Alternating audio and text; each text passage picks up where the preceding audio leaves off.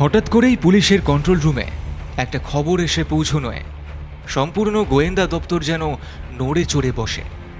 ঘণ্টা তিনেকের মধ্যে খবরটার গুরুত্ব বিচার করে পুলিশ কমিশনার নিজে ছুটে যান স্বরাষ্ট্রমন্ত্রী শ্রীযুক্ত অভিরূপ ভট্টাচার্যের কাছে।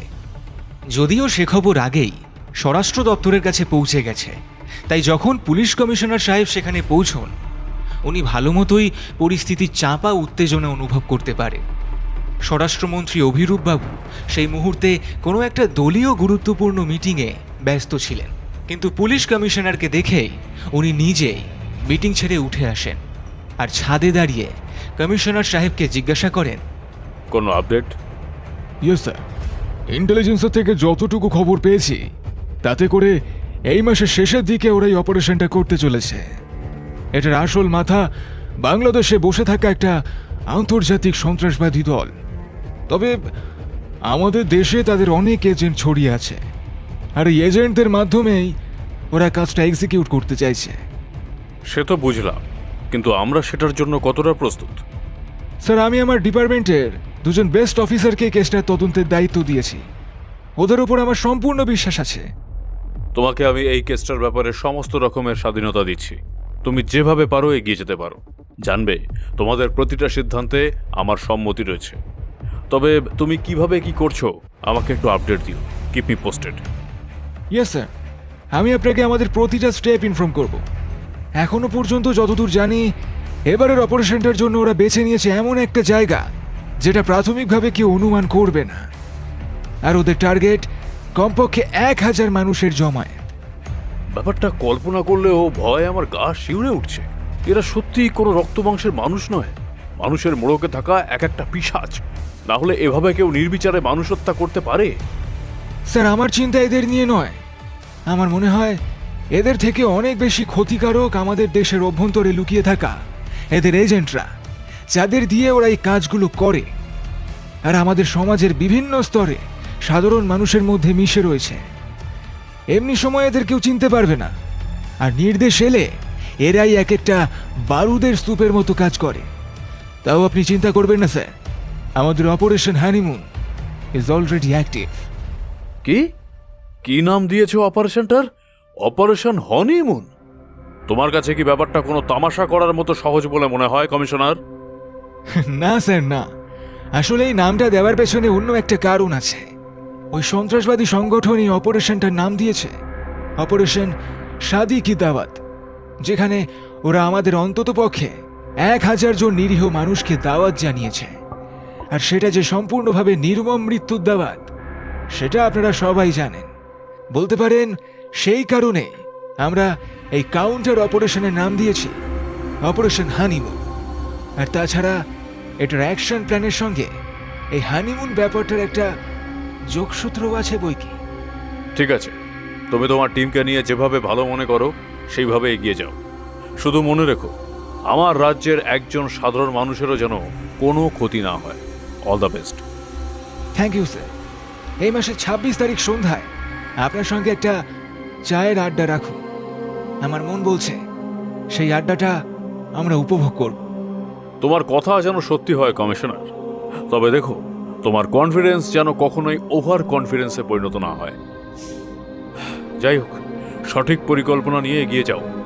মনে রাখবে, রাজনৈতিক মতাদর্শের পার্থক্য নানা পার্টির মধ্যে থাকলেও যখন সামগ্রিক কোনো সংকট আসে তখন কিন্তু আমাদের একসাথে কাঁধে কাঁধ মিলিয়ে লড়াই করতে হবে। আর আমরা এবারও সেটাই করব।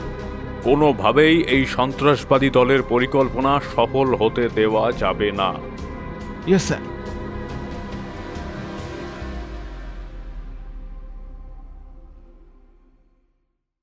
নমস্কার, আমি এবং গপ্প থেকে সৌভিক।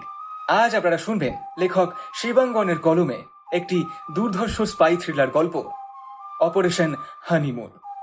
তবে গল্প শুরুর আগে আপনাদের কাছে একটি ছোট্ট অনুরোধ। যদি আপনি চ্যানেলে নতুন হয়ে থাকেন অথবা এখনো সাবস্ক্রাইব করেননি, তাহলে আমাদের গল্পগুলো আপনার ভালো লেগে থাকলে অবশ্যই চ্যানেলটিকে সাবস্ক্রাইব করে পাশে থাকা বেল আইকনটিকে অল করে দিতে কিন্তু ভুলবেন না, যাতে আমাদের সমস্ত গল্পের নোটিফিকেশন আপনার কাছে সবার আগে পৌঁছে যায়। আপনার একটি সাবস্ক্রিপশন আমাদের কাছে অনেক বড় মোটিভেশন। আর এর সাথে আরও একটি সুসংবাদ, এখন আপনারা ইউটিউবের সাথে আমাদেরকে শুনতে পারবেন স্পটিফাইতেও। তাই আপনি যদি গল্পটা স্পটিফাই থেকে শুনে থাকেন, তাহলে গল্প শোনা শেষে গল্পটিকে অবশ্যই রেটিংয়ের মাধ্যমে রেট করে আমাদের ফলো করতে কিন্তু ভুলবেন না। আজকের গল্পের গল্প পাঠে আমি সৌভিক, গল্পের প্রধান চরিত্রে সৌম্যদীপ এবং মৌপিয়া।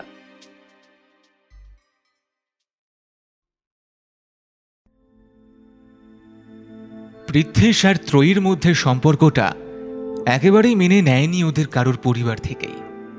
ওদের দুজনের মনের মিলটার থেকেও ওদের পরিবারের কাছে অনেক বেশি গুরুত্বপূর্ণ মনে হয়েছিল ওদের জন্মছকের মিল হওয়াটা।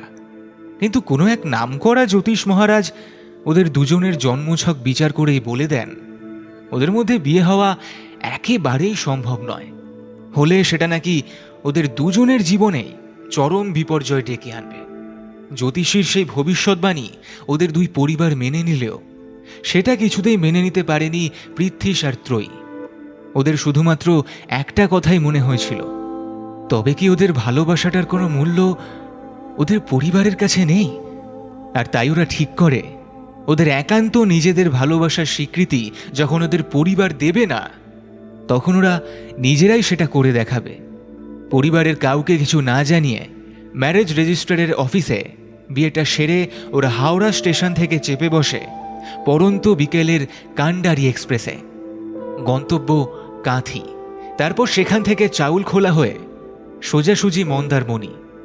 শুনতে বিয়ের পরে এটা ওদের প্রথম হানিমুন হলেও পৃথ্বীশ বা ত্রয়ী কারোরই মানসিক অবস্থা এই মুহূর্তে হানিমুনের পর্যায়ে নেই। শুধুমাত্র ওদের উপর দিয়ে বয়ে যাওয়া মানসিক ঝড় থেকে নিজেদের বাঁচানোর জন্য দুদিনের জন্য সাময়িক পালিয়ে যাওয়া মাত্র। অন্তত 2 দিন নিজেদের মতো করে কাটিয়ে তারপর ওদের বাকি ভবিষ্যৎ জীবনটার জন্য একটা রূপরেখা তৈরি করবে ওরা। এইরকমই ভেবে ওরা মন্দারমণি বেড়াতে যাবে বলে ঠিক করে। রিসর্টে পৌঁছেই ঢিলছোড়া দূরত্বে সমুদ্র দেখে আর নিজেকে ধরে রাখতে পারে না ত্রয়ী। এক ছুটেও চলে যায় সমুদ্রের কাছে। সেই সময় সবে ভাটা শুরু হয়েছে। সমুদ্রের দিক থেকে বয়ে আসা একটা বিশুদ্ধ নোনা হাওয়া দুজনকে বুক ভরে গ্রহণ করে। আহ, কতটা শান্তি! যে স্বপ্ন ওরা নিজেদের জন্য দেখেছিল, ঠিক সেই রকম করে একটু ভালো থাকার লক্ষ্য নিয়েই ওদের এই পথ চলা শুরু করতে চলেছে এই সমুদ্রকে সাক্ষী রেখে। হ্যাঁ, অবশ্যই ওদের পরিবারের অমতে গিয়েই। আর সেটা জানে বলেই ত্রয়ী ডান হাতটা নিজের হাতে নিয়ে আলতো করে চেপে ধরে পৃথ্বীশ ওকে বুঝিয়ে দেয় যত ঝড়ঝাপটাই আসুক না কেন ও সবসময় ত্রয়ীর পাশেই থাকবে। আর সেটা ত্রয়ী জানে বলেই ওর হাতের উপর নিজের বাম হাতটা আলতো করে রেখে পৃথ্বীশকে বুঝিয়ে দেয় ত্রয়ীও সব রকম প্রতিকূল পরিস্থিতিতেই পৃথ্বীশের পাশে আছে। দেখো পৃথ্বীশ, আমাদের স্বপ্নগুলোকে আমরা কিছুতেই মরতে দেব না। সেগুলোকে আমাদের বাঁচিয়ে রাখতেই হবে। আমরা সেগুলোকে বাস্তব করবই। হ্যাঁ ত্রয়ী, আমাদের সামনের দিনের লড়াইটা অনেক কঠিন, সেটা তো আমরা দুজনেই জানি। কিন্তু আমরা যদি একে অপরের পাশে থাকতে পারি, তবে ঠিক আমরা সেই পরিস্থিতিটা কাটিয়ে উঠতে পারবো। ওদের ব্যাগগুলো অটোরিকশা থেকে নামিয়ে হোটেলের ছেলেটা তখন অধীর আগ্রহে ওদের জন্যই অপেক্ষা করে আছে। ওরা গেলে সেগুলোকে ওদের রুম পর্যন্ত পৌঁছে দেবে বলে।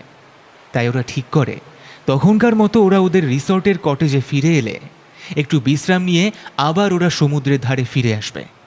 আর সেই মতোই সন্ধে 7টা নাগাদ ওরা আবার ফিরে আসে মন্দারমণির বিখ্যাত শক্ত সাদা বালির চরে। ত্রয়ীর পরনে তখন একটা হলুদ রঙের সিফনের শাড়ি। দিনটা খুব সম্ভবত পূর্ণিমা বা তার খুব কাছাকাছি কোনো একটা তিথি। আকাশে ঝলমলে চাঁদের আলোয় ত্রয়ীকে যেন স্বর্গের অপ্সরা বলে মনে হয় পৃথ্বীশের। বাকরুদ্ধ হয়ে ও তাকিয়ে থাকে ত্রয়ীর দিকে। নিজে বিচের একটু ওপরের দিকে দাঁড়িয়ে থাকলেও ত্রয়ী তখন খানিকটা জলের কাছাকাছি নেমে গেছে। ওর শাড়ির পায়ের কাছে বেশ খানিকটা জলে ভিজে গেছে ততক্ষণে। আর পেছনে প্রায় পূর্ণ চন্দ্রকে সাক্ষী রেখে ত্রয়ীর সেই মুহূর্তগুলো ওর মুঠো ফোনে বন্দি করতে থাকে পৃথ্বীশ। আর তখনই ও দেখতে পায় সমুদ্রের ঢেউয়ে ভেসে আসা কিছু একটা জিনিস নিচু হয়ে হাতে তুলে নেয় ত্রয়ী। আর সেটা কি দেখার জন্যই ওর কাছে এগিয়ে যায় পৃথ্বীশ। এটা কি ত্রয়ী? ঠিক জানি না গো, ঢেউয়ের সঙ্গে আমার পা এসে লাগলো। তবে দেখে মনে হচ্ছে অত্যন্ত সযত্নে কোনো একটা গোলাকার বস্তুকে প্লাস্টিকের প্যাকেট দিয়ে মোড়া হয়েছে, খুব সম্ভবত যাতে সমুদ্রের জল না লাগে, এই জন্যই এই ব্যবস্থা। হ্যাঁ, এটাকে দেখে আমারও সেটাই মনে হচ্ছে, কিন্তু কি এমন জিনিস হতে পারে সেটা, এটাই তো ঠিক বুঝতে পারছি না। খুলে দেখবো? আমারও সেটাই মনে হয়। এর ভিতরে খুব গুরুত্বপূর্ণ কিছু একটা থাকতে পারে, সেজন্যই এটাকে এত সুন্দর করে মুড়ে রাখা হয়েছে। বাট তারপর এটাকে জলে কেন ফেলা হলো সেটাই তো বুঝতে পারছি না। এমনটাও তো হতে পারে পৃথ্বীশ, যে এটা হয়তো জলে ফেলার জন্য মোড়া হয়নি, কারো অসাবধানবশত হাত থেকে পড়ে গেছে। ঠিক, অস্বাভাবিক নয়। তবে মজার ব্যাপারটা হলো, এটা খুলে না দেখা পর্যন্ত এটার রহস্যটা যে ঠিক কি সেটা কিন্তু আমরা বুঝতে পারবো না। আর যদি সত্যি এটাতে দামি কিছু থাকে, তবে আমাদের সেটা কাজেও লাগতে পারে। চলো পৃথ্বীশ, হোটেলের ঘরে গিয়ে এটাকে খুলে দেখি ভিতরে কি আছে। ত্রয়ীর কথায় মুখে কিছু না বললেও চোখের ইঙ্গিতে পৃথ্বীশ ওর কথাটাকে সমর্থন জানায়। ওরা সন্ধেটা সমুদ্রের ধারে কাটাবে ঠিক করে সেখানে গেলেও ওই প্লাস্টিকে মোড়া গোলাকার বস্তুটা হাতে আর মনের মধ্যে একরাশ কৌতূহল নিয়ে ফিরে আসে নিজেদের 6 নম্বর ঘরে। ওর ভেতরে কি আছে সেটা জানার থেকেও ওদের দুজনের মনের ভেতরে সবথেকে বড় যে কৌতূহলটা কাজ করে সেটা হলো, যদি ভেতরের বস্তুটা খুব দামি কিছু হয় তাহলে সেটা বিক্রি করে ওদের আগামী দিনে অর্থনৈতিকভাবে সাহায্য করতে পারে। কারণ পরিবারের অমতে গিয়ে বিয়ে করায় ওদের যে এবার ওদের নিজেদের সংসার নিজেদের খরচেই গোছাতে হবে, সেটা ওরা খুব ভালো করেই বোঝে।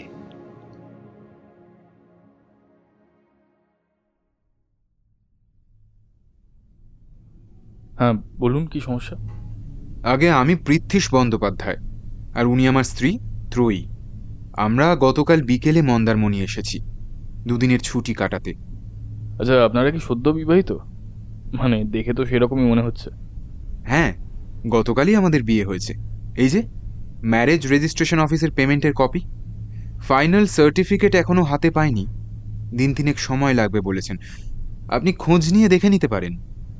আচ্ছা ঠিক আছে ঠিক আছে, তা বলুন আপনাদের কি সাহায্য করতে পারি আমি? আপনাদের দেখে তো খারাপ মনে হচ্ছে না। আচ্ছা ম্যাডাম, আপনার স্বামী আপনার সাথে কোনো খারাপ ব্যবহার করেছেন না তো? মানে কোনো মানসিক চাপ দেওয়া ইত্যাদি ইত্যাদি?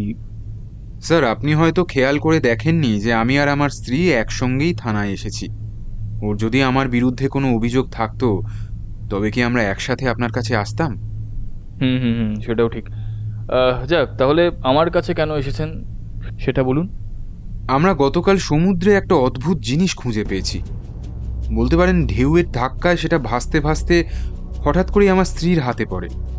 প্রথমে আমরা কৌতূহলবশত সেটাকে খুলে দেখলেও পরে মনে হয় যে এর ভেতরে যে জিনিসটা রয়েছে সেটা কোনো সাধারণ জিনিস নয়। আমাদের সেটা পুলিশকে জানানো দরকার, আর সেই জন্যই আমরা আপনার কাছে এসেছি। কি জিনিস সেটা? প্রথমে আমরা যখন সেটা হাতে পাই দেখে মনে হয়েছিল সেটা কোনো একটা গোলাকার বস্তু, যেটা অত্যন্ত ভালোভাবে প্লাস্টিকের প্যাকেট দিয়ে মোড়া হয়েছে, খুব সম্ভবত যাতে ভিতরে জল না ঢুকতে পারে। আর তার ভেতরে কি ছিল? ত্রয়ী, প্যাকেটটা ওনাকে দাও। পৃথ্বীশ বলতেই ত্রয়ী ওর হাত ব্যাগের ভেতর থেকে একটা ছোট্ট প্লাস্টিকের মোড়ক বার করে পুলিশ অফিসারের সামনে টেবিলে রাখে। স্যার, এই বলগুলো ওই মোড়কের মধ্যে ছিল। খুব সম্ভবত সাইকেলের চাকার বিয়ারিংয়ে যে বল থাকে এগুলো সেই বলই। তবে এর এক একটির গায়ে একটা করে সংখ্যা লেখা আছে আর একটা করে অক্ষর। আমাদের ধারণা এটা কোনো কিছুর একটা গোপন সংকেত হতে পারে, আর সেজন্যই আপনাকে ব্যাপারটা জানাতে এলাম আমরা। পৃথ্বীশের কথা শুনে থানার অফিসার কয়েকবার সেই সাইকেলের লোহার বলগুলো নেড়েচেড়ে দেখে আবার ওদের হাতেই ফেরত দিয়ে দিলেন। ওনার চোখ দেখেই বোঝা গেল ওই বলগুলোর মধ্যে সামান্যতম উৎসাহ সেই পুলিশ অফিসার পেলেন না। দেখুন, আমার মনে হচ্ছে এটা কোনো বাচ্চা ছেলে খেলার ছলেই করেছে। বলগুলোর গায়ে যে কালি দিয়ে লেখা হয়েছে সেটা খুব সম্ভবত বাচ্চারা ওই খেলার সময় যে স্কেচ পেন ব্যবহার করে এই দাগগুলো তো খুব সম্ভবত সেটা দিয়েই করা, তাই আমি এগুলোর মধ্যে বিশেষ কোনো আগ্রহ দেখতে পাচ্ছি না। আর আমি আপনাদেরও বলবো, সদ্য বিয়ের পর হানিমুনে এসেছেন, আনন্দে থাকুন, এদিক ওদিক ঘুরে বেড়ান, পারলে একবার দীঘাও ঘুরে আসতে পারেন। এসব ফালতু ফালতু ঝামেলা জড়াচ্ছেন কেন? পৃথ্বীশরা বুঝতে পারে সেই পুলিশ অফিসারের সাথে কথা বলে আর বিশেষ কোনো লাভ নেই। উনি একবার যেটা ভেবে নিয়েছেন তার বাইরে আর বেরোতে পারবেন না। আচ্ছা, নমস্কার স্যার, তাহলে আমরা এখন আসি। নমস্কার, আসুন। আর যাওয়ার সময় ওই সাইকেলের বলগুলো রাস্তার উল্টো দিকে যে ডাস্টবিনটা আছে সেখানে ফেলে দিন। এখনকার দিনে মানুষের জীবনে একেই অশান্তির শেষ নেই, তার ওপর আবার চেঁচে পড়ে অশান্তি তৈরি করবেন না প্লিজ। যান যান। তা আপনারা যেন কোন রিসর্টে উঠেছেন? হ্যাঁ, আগে স্যার ডার্ক নাইট রিসর্টে। বাহ বাহ, বেশ বেশ বেশ, ওদের ঘরগুলো বেশ ভালো। আমি বছর 3 আগে একবার গিয়েছিলাম ফ্যামিলি নিয়েই। তো ওদের যেটা সব থেকে ভালো ব্যাপার সেটা হলো নিজস্ব বিচের অনেকটাই ঘর থেকে একেবারে সামনের দিকে, সমুদ্রে না গিয়েও কটেজের সামনে বসে বসে দিব্যি সমুদ্র উপভোগ করা যায়। হানিমুন কাপেলদের জন্য ঘরগুলো আদর্শ। আপনি একদম ঠিকই বলেছেন স্যার। পৃথ্বীশ এর পরেও সেই পুলিশ অফিসারের সঙ্গে অপ্রয়োজনীয় কথাবার্তা চালিয়ে যেতে থাকলে ত্রয়ী চোখের ইশারায় ওকে থানা থেকে বের হয়ে আসতে বলে, আর সেটা সেই পুলিশ অফিসার ভালো করেই বুঝতে পারেন। আরে যান যান, সামান্য 2 দিন হানিমুনে এসে নিজেদেরকে এইসব ফালতু ঝামেলায় জড়াবেন না, বুঝলেন? নিজেরা সময় কাটান, আনন্দ করুন। দেখুন মশাই, হানিমুন জীবনে কিন্তু একবারই হয়, আর এরপর আপনি যতবার এখানে আসবেন সেগুলো কিন্তু আর হানিমুন হবে না। কি ঠিক বললাম তো? হ্যাঁ, তা তো বটেই। আসছি স্যার। থানা থেকে বের হয়ে এসে রাস্তার ধারে একটু দাঁড়ায় ত্রয়ী আর পৃথ্বীশ। ততক্ষণে ঘড়িতে সময় প্রায় সকাল 10টা। ওদের ইচ্ছা ছিল এই সময়টা ওরা সমুদ্রে পৌঁছে যাবে, কিন্তু সেই গোলাকার মোড়কটার কারণে ওদের সব পরিকল্পনাগুলো যেন কেমন এলোমেলো হয়ে যায়। আর তার উপর পুলিশের এরকম উদাসীন ব্যবহারে আরও যেন বিরক্ত হয়ে পড়ে ত্রয়ী। পুলিশ অফিসার যতই ওদের কথায় উদাসীন থাকুক, ত্রয়ীর স্থির বিশ্বাস ওই ছোট ছোট লোহার বলগুলোয় কোনো একটা রহস্য নিশ্চয়ই লুকিয়ে রয়েছে। ওটা কোনোভাবেই কোনো বাচ্চা ছেলের খেলার সামগ্রী নয়। কি ভাবছো ত্রয়ী? না কিছু না, চলো আমরা এবার রিসর্টে ফিরে যাই। তখনকার মতো ওরা ওদের রিসর্টে ফিরে আসবে ঠিক করলেও ত্রয়ীর ধারণা যে এত তাড়াতাড়ি সত্যি বলে প্রমাণিত হবে সেটা ওরা নিজেও আন্দাজ করতে পারেনি। ওরা ওদের রিসর্টের কাছাকাছি আসতেই ওদের হোটেলের ছেলেটার সাথে ওদের রাস্তায় দেখা। আরে আপনারা কোথায় ছিলেন? সেই সকাল থেকে আপনারা খোঁজ করছি আমরা, বিচের প্রায় এই মাথা থেকে ও মাথা খুঁজে এলাম, কোথাও আপনাদের তো পেলাম না। কোথায় গিয়েছিলেন বলুন তো? কিন্তু তুমি আমাদের এত খুঁজছো কেন? কোনো দরকার আছে কি? আপনাদের সঙ্গে একজন ভদ্রলোক দেখা করতে এসেছেন, তিনি আমাদের রিসর্টের ম্যানেজার সাহেবের ঘরে আপনাদের জন্য বসে অপেক্ষা করছেন। আমাদের সঙ্গে দেখা করতে এসেছে? কিন্তু কে? তা তো জানি না ম্যাডাম, তাও দেখে মনে হলো উনি বেশ বড়লোক সমাজের বেশ গণ্যমান্য ব্যক্তি। ওরা সনাতনের সাথে প্রায় ছুটতে ছুটতে ওদের রিসর্টে ফিরে আসতে ওদের হোটেল ম্যানেজার প্রায় ছুটে ওদের কাছে এগিয়ে আসেন আর খুব চাপা গলায় বলেন, আরে মশাই, কোথায় ছিলেন আপনারা? এই তো এদিক ওদিক একটু ঘুরে দেখছিলাম, কিন্তু আমাদের সঙ্গে কে দেখা করতে এসেছে বলুন তো? আপনাদের ওই সনাতন বলল। সঞ্জয় সেন, নামকরা হীরের ব্যবসায়ী, কোটিপতি মানুষ। উনি আপনাদের জন্য অপেক্ষা করছেন। আসুন আসুন, উনি আমার ঘরেই আছেন। হীরে ব্যবসায়ী সঞ্জয় সেনের নামটা শুনে ত্রয়ী আর পৃথ্বীশ একে অপরের মুখের দিকে অবাক হয়ে তাকায়, কিন্তু ওদের সঙ্গে তার কিসের সম্পর্ক কিছুই বুঝতে পারে না ওরা। তবে ওরা ঘরে গিয়ে ঢুকতেই ম্যানেজার বাবু বলে ওঠেন, এই যে স্যার, ওনারাই আমার 6 নম্বর রিসর্টে এসে আছেন। গতকাল বিকালেই ওনারা এসেছেন।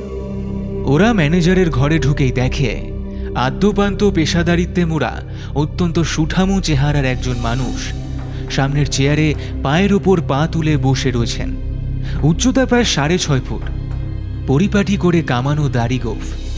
আর ওরা ভদ্রলোকের কাছে হাত জোড় করে নমস্কার করে এগিয়ে যেতেই উনি বলে ওঠেন, এখানে কোনো কথা নয়, চলুন সমুদ্রের ধারে যাওয়া যাক। আসলে আমি আপনাদের যে কথাটা বলতে এসেছি সেটা আর কারো শোনা উচিত নয়, সেই কারণেই বলছি। পৃথিসরা বুঝতে পারে ভদ্রলোকের সঙ্গে তর্ক করে কোনো লাভ নেই। উনি নিশ্চয়ই সব দিক আটঘাট বেঁধেই এসেছেন, তাই ওনার পরামর্শ মতো পৃথ্বীশ আর ত্রয়ী ওনার সঙ্গে ম্যানেজারের ঘর থেকে হেঁটে সমুদ্রের দিকে এগিয়ে যায়। হ্যাঁ বলুন, আপনি কি বলার জন্য এসেছেন? খুব সহজ কথা, গতকাল সন্ধ্যায় আপনি যে মোড়কটা সমুদ্র থেকে কুড়িয়ে পেয়েছেন সেটা আমাকে দিয়ে দিন। দেখুন, আপনাদের সঙ্গে আমার কোনো শত্রুতা নেই, আমি আপনাদের চিনিও না, তাই কোনো রকম ঝামেলায় আপনারা জড়িয়ে পড়ুন সেটা আমি চাই না। আপনারা এখানে যেমন বেড়াতে এসেছেন তেমনই বেড়ান, আনন্দ করুন। আমাদের ব্যবসায়িক ঝামেলায় আপনাদের না পড়াই ভালো। কিছু মনে করবেন না স্যার, গতকাল সন্ধ্যায় এই প্যাকেটটা খুঁজে পাওয়ার পর থেকে কোনো রকম ঝামেলায় জড়িয়ে পড়েছি বলে তো আমাদের মনে হয় না।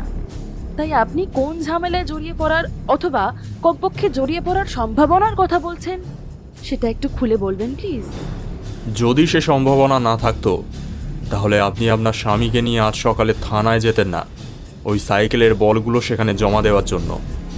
আচ্ছা, তার মানে আমাদের খোঁজ খবর করাটা আপনার অভিনয়। আপনি খুব ভালো করেই জানতেন আমরা কোথায় আছি। হ্যাঁ জানতাম, আমার লোকেরা সবসময় আপনার ওপর নজর রেখে চলেছে। কিন্তু আমাদের উপর কেন? আপনি তো নিজেই বললেন আমাদের সঙ্গে আপনার কোনো শত্রুতা নেই। না, নেই তো, কিন্তু শত্রুতা আর তার সঙ্গে সঙ্গে কিছুটা হলেও সমঝোতার একটা বাতাবরণ তৈরি করতে হলেও তার মধ্যে সব থেকে বড় অন্তরায় ওই মোড়কটা। ওটা আমাকে দিয়ে দিন, আমি এখান থেকে চলে যাব। আর যদি না দিই? সে সিদ্ধান্ত আপনারা নিতেই পারেন, কিন্তু মনে রাখবেন সেই সিদ্ধান্তের পরিণতিটাও কিন্তু আপনাদেরই ভুগতে হবে।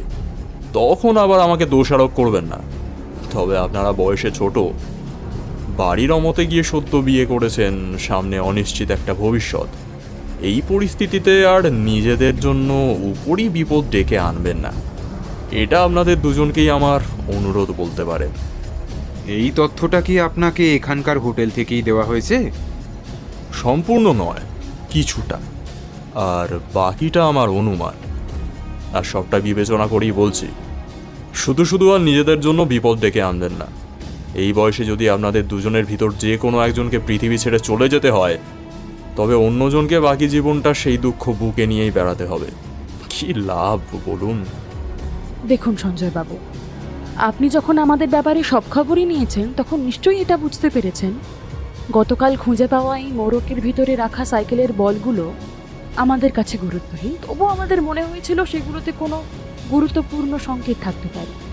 সেই কারণেই ওগুলো থানায় জমা করতে গিয়েছিলাম। থানা থেকেও সেরকম কোনো গুরুত্ব দেখালো না, কিন্তু আপনার কথা শুনে মনে হচ্ছে সেগুলো একেবারেই ফেলনা কোনো বস্তু নয়। সেই কারণে ওগুলো আমরা আপনাকে দিয়ে দেবো। আমাদের কাছে যেহেতু এই বলগুলোর কোনো গুরুত্ব নেই, তাই সেগুলো আমাদের কাছে রাখারও কোনো প্রশ্ন নেই। তবে জানতে খুব ইচ্ছে করছে ওগুলো আসলে কি।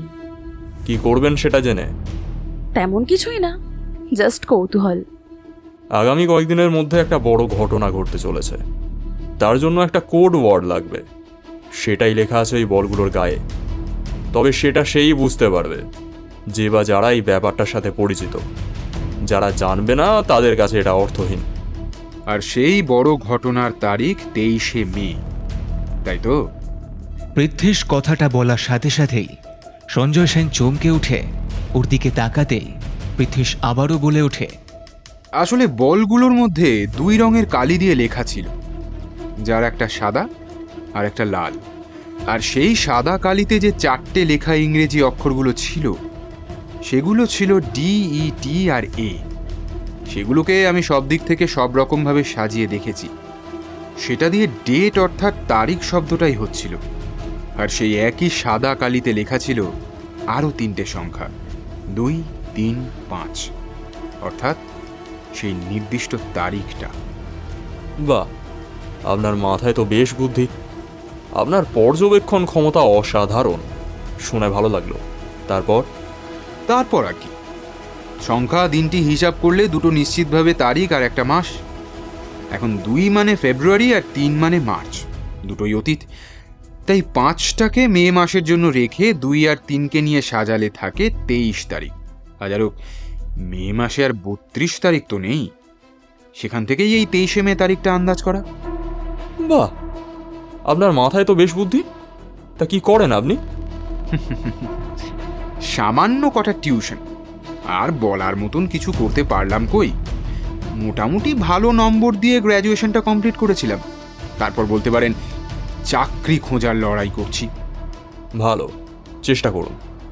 তবে চেষ্টা করতে করতে যদি কখনো ক্লান্ত হয়ে পড়েন তবে আমাকে একটা ফোন করবেন। আপনার চাকরির ব্যবস্থা আমি করে দেব। আপনার উপস্থিত বুদ্ধি ও পর্যবেক্ষণ ক্ষমতা আমার ভালো লেগেছে। আমাদের ব্যবসায় আপনার মতো লোকেদের আমার খুব প্রয়োজন। এই কথা বলে মিস্টার সঞ্জয় সেন নিজের একটা কার্ড পৃথ্বীশের দিকে বাড়িয়ে দিলে পৃথ্বীশ সেটা দেখে নিজের পকেটে ঢুকিয়ে রাখে। কিন্তু স্যার, আপনি যে বললেন বড় কিছু একটা ঘটতে চলেছে, সেটা কি? সেটা তো বললেন না। আমার সঙ্গে এতক্ষণ কথা বলে নিশ্চয়ই বুঝতে পেরেছেন প্রয়োজনের তুলনায় অতিরিক্ত কথা আমি পছন্দ করি না। আর দ্বিতীয় কথা হলো, আপনার স্বামীর বুদ্ধিমত্তায় খুশি হয়ে আমি আপনাদের ভবিষ্যৎ জীবনটা গুছিয়ে দেওয়ার চেষ্টা করছি। সেখানে আপনার এই অতিরিক্ত কৌতূহল অনেকটা বিপজ্জনক হতে পারে, সেটা বোঝার মতো বুদ্ধিমত্তা নিশ্চয়ই আপনার আছে। আরে ত্রয়ী, ছাড়ো না, আমাদের এর বেশি কিছুর মধ্যে জড়িয়ে পড়বার কোনো কারণ নেই। তুমি বরং স্যারের কথা মতন ওনাকে ওই সাইকেলের বলগুলো দিয়ে দাও। ওরা যেখানে দাঁড়িয়েছিল সেখানে সমুদ্রের জলের ঢেউ এসে ওদের প্রায় হাঁটু পর্যন্ত ভিজিয়ে দিচ্ছিল, মিস্টার সঞ্জয় সেনেরও। তবে তার সেদিকে বিন্দু মাত্র খেয়াল নেই। ত্রয়ী ওর কাঁধের ব্যাগ থেকে সেই সাইকেলের বলগুলো বের করে সঞ্জয় সেনের হাতে দিলে উনি হেসে সেগুলোর দিকে কিছুক্ষণ তাকিয়ে রইলেন। তারপর উল্টো দিকে হাঁটা দিলেন। ওনার কালো রঙের মার্সিডিস গাড়ি একেবারে ওদের রিসর্টের গেটের কাছেই দাঁড়িয়েছিল। সঞ্জয় সেন সেটাতে গিয়ে উঠতেই সেটা স্টার্ট দিয়ে গেট ছেড়ে বেরিয়ে গেল।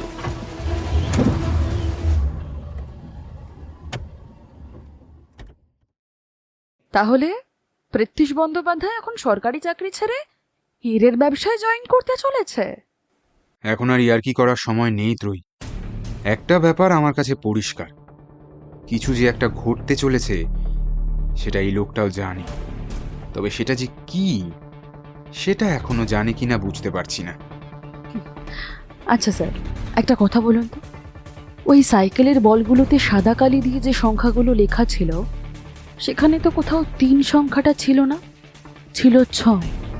আপনি তাহলে 3 বললেন কেন? মূলত দুটো কারণে। আমি ওই তারিখের খুঁজে বের করবার পদ্ধতিটা সঠিক ভেবেছি কিনা সেটা নিশ্চিত হতে চাইছিলাম। আর যদি 3-এর বদলে সংখ্যাটা 6 হয় তাহলে সেই তারিখটা হয় 25শে জুন, আর না হলে 26শে মে। আমাদের 26শে মে ধরেই এগোতে হবে, কারণ ইন্টেলিজেন্সের রিপোর্ট অনুসারে এ মাসের শেষের দিকেই দুর্ঘটনাটা ঘটতে চলেছে। আর সেটা হিসাব করলে আমাদের হাতে সময় মাত্র 2 দিন। আচ্ছা স্যার, এবার আমাদের কি করণীয়? সবার প্রথম যেটা খোঁজ নিতে হবে, এই মন্দারমণিকে কেন্দ্র করে অন্তত 5 কিলোমিটার রেডিয়াস জুড়ে আগামী 26শে মে কি এমন ঘটনা ঘটতে চলেছে যাতে এই হীরে ব্যবসায়ী সঞ্জয় সেনের এত আগ্রহ থাকতে পারে, আর যেখানে দাওয়াতে অন্তত 1000 জন মানুষ জমায়েত হতে পারে। কোনো বড় হীরের এক্সিবিশন বা নিলাম? খুব সম্ভবত নয়। সেটা হলে এতটা গোপনীয়তা রাখা হতো না। আমার মন বলছে সেটা এমন কিছু যার ইম্প্যাক্ট হতে চলেছে ভয়ঙ্কর। আর হীরের ব্যবসায়ী যে শুধুমাত্র হীরের লেনদেন ছাড়া আর কিছুতে যুক্ত থাকবে না, সেটা ভেবে নেওয়া কিন্তু খুব বড় ভুল হবে ত্রয়ী। আমাদের এখন প্রতিটা মুহূর্তে সজাগ থাকতে হবে স্যার। তবে একটা ব্যাপার আমার খুব অস্বাভাবিক লাগছে, এখানে সবাই আমাদের হানিমুন কাপল ভেবে নিচ্ছে। সব কিছু সেইভাবেই সাজানো হয়েছে ত্রয়ী। আমরা যে স্পেশাল মিশনে এখানে এসেছি সেটা পূরণ করবার জন্যই আমাদেরকে এখানে থাকতে হবে, আর সেটা এখানকার লোকেদের মনে কোনো সন্দেহ না জাগিয়েই। আর এই মন্দারমণিতে সেটার জন্য সব থেকে ভালো পরিচয় হলো হানিমুন কাপল। কেউ অত সন্দেহ টন্দেহ করবে না, আশা করি তুমি সেটা বুঝতেই পারছো। Yes sir. এবার দয়া করে এই আধভেজা অবস্থায় স্যালিউট করে বসো না, তাহলে হোটেল থেকে আমাদের এক্ষুনি বের করে দেওয়া হবে। ত্রয়ী বুঝতে পারে এই কথাটার মধ্যে দিয়ে পৃথ্বীশকে দুটো ব্যাপারে সাবধান করে দেয়। এক, ওর অস্বস্তি হলেও ওদের মিশনের স্বার্থে ওদের এই মিথ্যে সম্পর্কটাকে চালিয়ে যেতে হবে অন্তত আরও 2 দিন। আর দ্বিতীয়ত, ওদের ওপর প্রতিটা মুহূর্তে নজর রাখা হচ্ছে, তাই কোনো রকম ভুল পদক্ষেপ ওদের ওপর সন্দেহ তৈরি করতে পারে।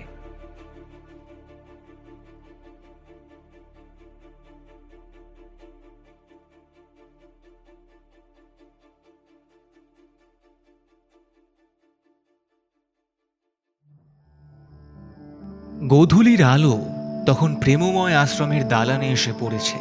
প্রায় 100 খানেক ভক্ত সেখানে আগে থাকতে এসে জমায়েত হয়েছে দেবতুল্য মহারাজের দর্শন লাভ করবেন বলে। সন্ধে আরতির আগে এই একটা সময় মহারাজ তার ভক্তদের মধ্যে এসে বসেন। নানা ধর্মীয় বিষয়ে যেমন ভগবদ্গীতা কিংবা উপনিষদ থেকে বিভিন্ন উপদেশ দান করেন, আর সেই উপদেশ শুনে নিজের জীবন ধন্য করার জন্য ওনার ভক্তরা দলে দলে সেখানে জমায়েত হয়ে থাকে। এভাবেই অন্যান্য দিনের মতো মহারাজ এসে তার বিশেষ কুশের আসনে বসলে ভক্তের দল ওনার নামে জয়ধ্বনি দিয়ে ওঠে।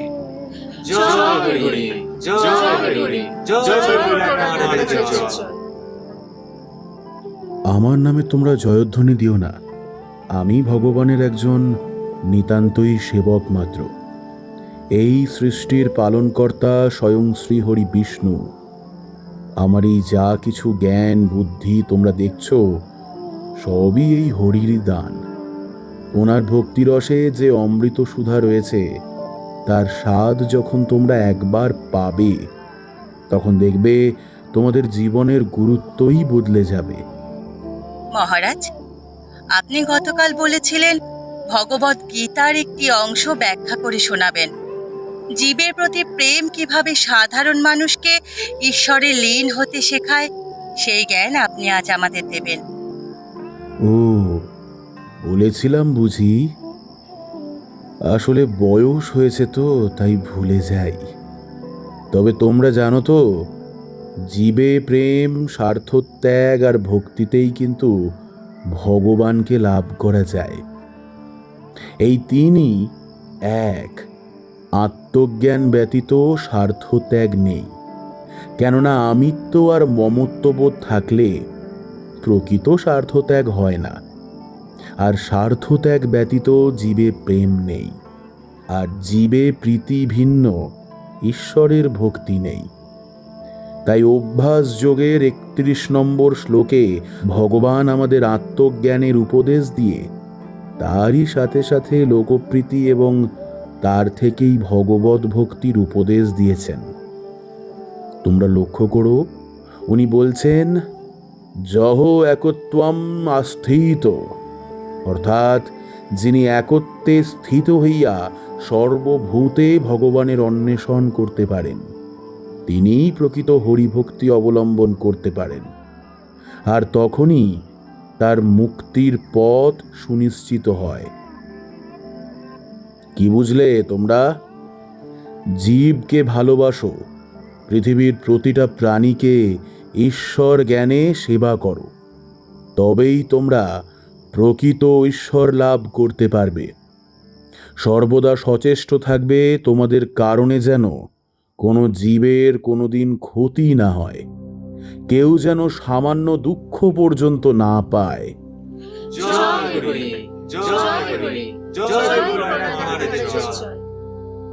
প্রলয়নাথ মহারাজের কাছে গীতা প্রসঙ্গের এই ব্যাখ্যা শুনে ভক্তরা সমস্বরে আবারও তার জয়ধ্বনি দিয়ে ওঠে। তারা সত্যি এই জ্ঞান লাভ করে অভিভূত।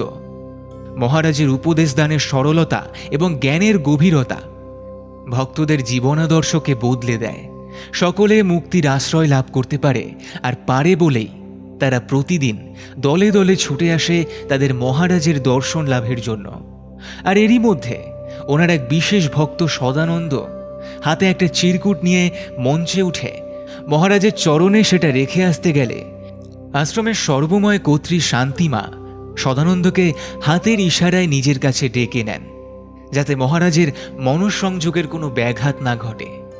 তারপর ভক্তের পাঠানো বার্তা সেই চিরকুটে দেখে শান্তিমায়ের মুখে ফুটে ওঠে এক অনাবিল দিব্য হাসি। শান্তিমা বুঝতে পারেন সেদিন সন্ধ্যায় প্রলয়নাথ মহারাজের জন্য এক দিব্য অর্ঘ্য সদানন্দ প্রস্তুত করেছে, যাতে মহারাজ সামান্য প্রীত হতে পারেন। সদানন্দের মাথায় 2 হাত রেখে আশীর্বাদ করে শান্তিমা ওকে নির্দেশ দেন আবারও নিজের আসনে ফিরে যাওয়ার জন্য। মহারাজের গীতা প্রসঙ্গ আলোচনা শেষ হলে আশ্রমের মন্দিরে সন্ধ্যারতি হবে। তারপর মহারাজের ঘরে সদানন্দের পাঠানো সেই বিশেষ উপহার ওনারা পৌঁছে দেবেন মহারাজের সেবায় ওনার মনোরঞ্জনের জন্য।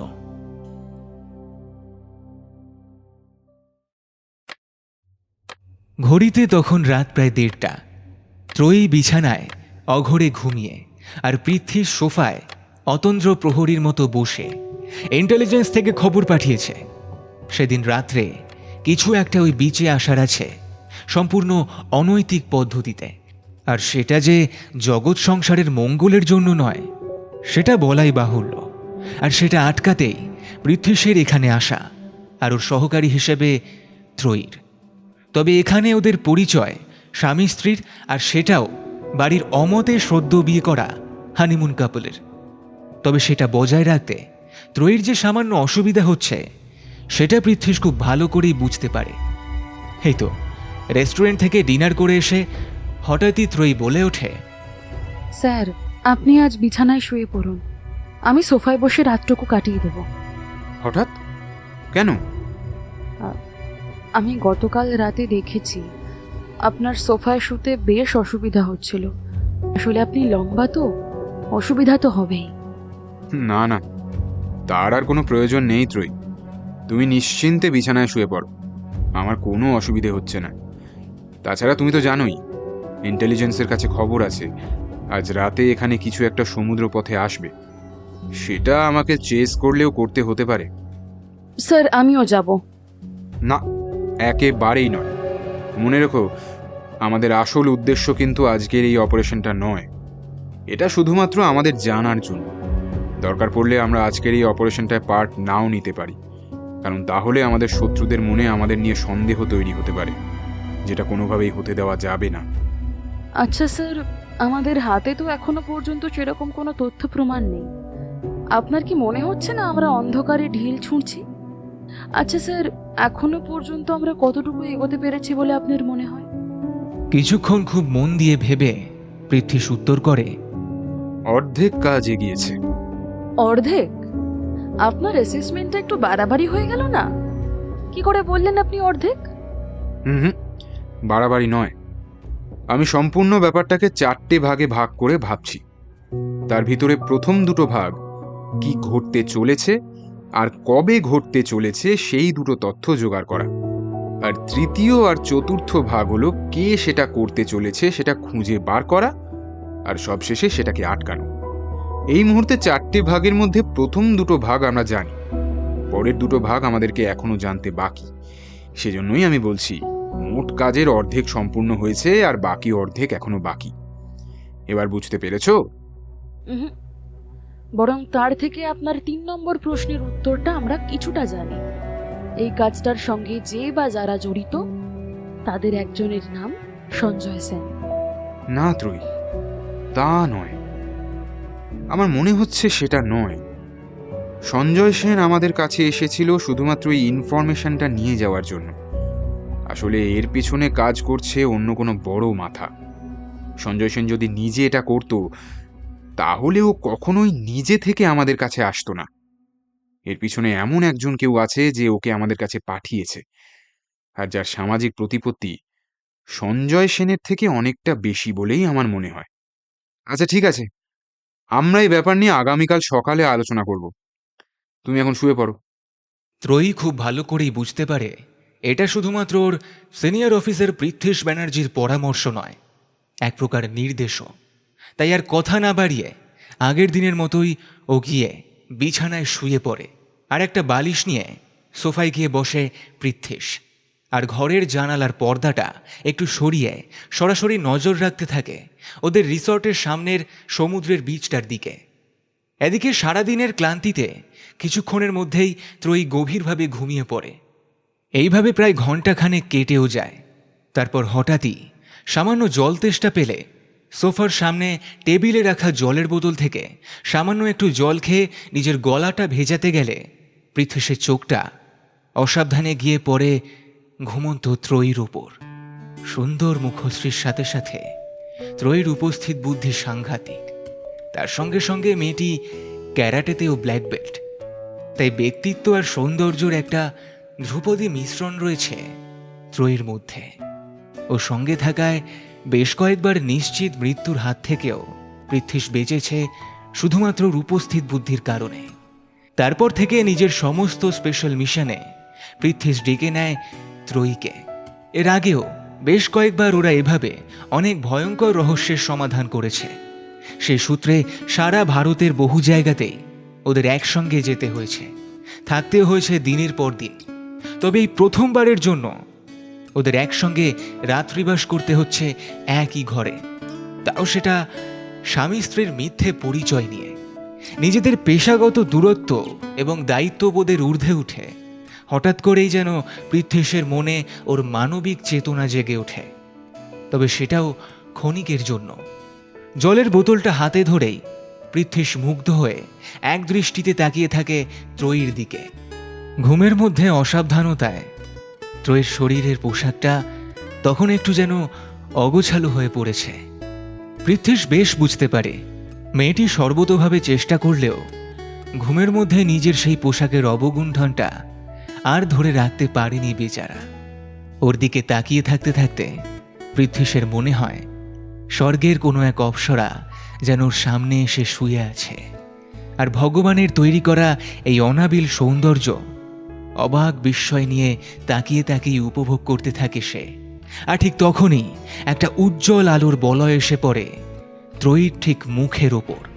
গভীর অন্ধকার ঘরে হঠাৎ করে এরকম একটা উজ্জ্বল আলো মুখে এসে পড়তে একটু বিরক্ত হয়ে পাশ ফিরে শোয় ত্রয়ী। আর ঠিক তখনই পৃথ্বীশ দেখতে পায় একটা বড় নৌকো এসে দাঁড়িয়েছে সমুদ্রের কাছাকাছি, আর আলোটা সেটা থেকেই আসছে, আর সেটা সরাসরি ফোকাস করা ওদের এই ৬ নম্বর রিসর্টের দিকে।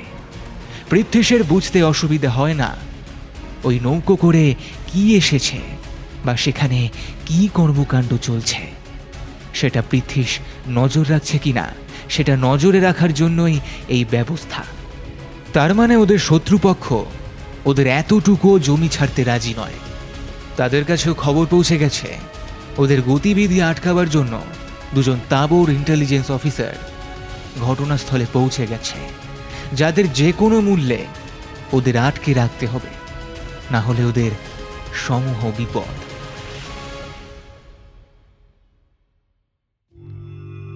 ভক্তদের সঙ্গে গীতা প্রসঙ্গ আলোচনা সম্পূর্ণ করে মহন্ত প্রলয়নাথ মহারাজ রওনা দেন ওনার নিজের বিশ্রাম কক্ষের দিকে।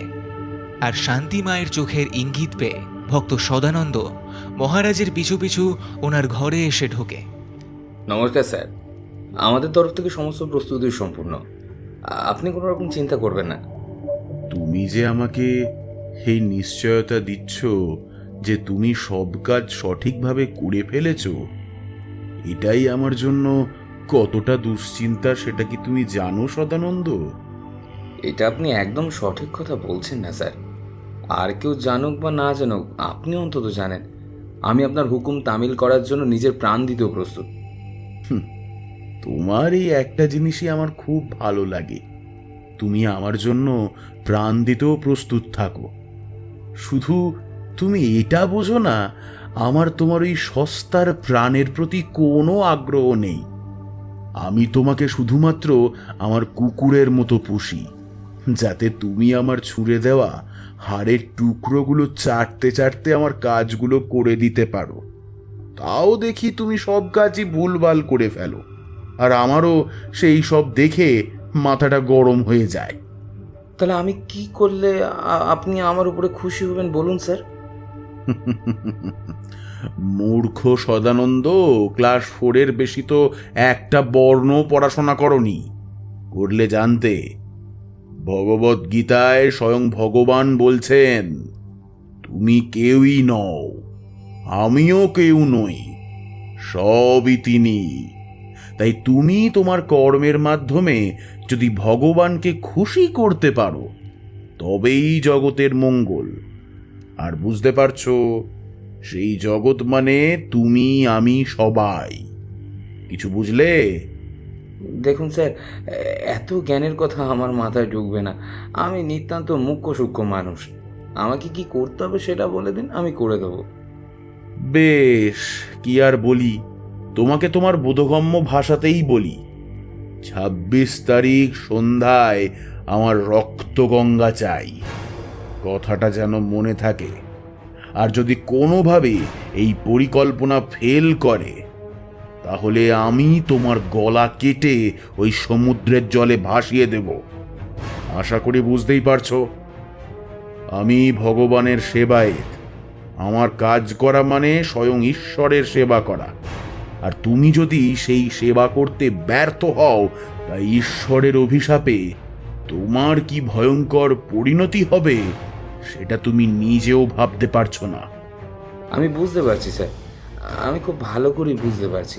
আমি কথা দিচ্ছি, 26-এর জনসমাগম আমি মৃত্যু মিছিলে বদলে দেবো। গুরুদেবের নামে জয়ধ্বনি মানুষের তীব্র আর্তনাদে পরিণত হবে। বলে ভালো, জানবে তুমি তোমার ঈশ্বরের সেবা করছো। মৃত্যুর পরেই তোমার স্বর্গধাম লাভ নিশ্চিত। যাও, এখন আর আমার সময় নষ্ট করো না। আর প্রতিটা মুহূর্তে ওই গোয়েন্দা অফিসারটার উপরে নজর রেখো। ওকে এক মুহূর্তের জন্য কিন্তু এদিকে আসতে দেওয়া যাবে না। হ্যাঁ স্যার, সব ব্যবস্থা করা আছে। হোটেলের মালিক থেকে সাধারণ ওয়েটার পর্যন্ত সবাই প্রতিটা মুহূর্তে ওদের উপর নজর রেখে চলেছে। আর আমার সেই দুষ্টু ছেলেটা, সে কখন আসবে? আজ রাতেই আমাদের মন্দারমণি বিচে তার আসার কথা। মহিউদ্দিন শেখ আপনার দুষ্টু ছেলেটাকে নিয়ে আসছে। এখনও সুন্দরবনে কোনো একটা খাড়িতে আত্মগোপন করে রয়েছে। রাতের অন্ধকারে মহিউদ্দিনের বোট আমাদের ঘাটে এসে ভিড়বে। তবে স্যার, একটা কথা বলবো? বলে ফেলো। স্যার, আপনার দুষ্টু ছেলের খবর খুব সম্ভবত কোস্টাল সিকিউরিটি ফোর্সের কাছে আছে। মহিউদ্দিন আমাকে বলেছিল গতকাল থেকে কোস্টাল গার্ড ওদের রাউন্ড ভয়ঙ্করভাবে বাড়িয়ে দিয়েছে। শুয়োরের বা, ও হো হো হো হো, হরি হরি হরি হরি, কটু কথা তো আবার মুখে আনতে নেই।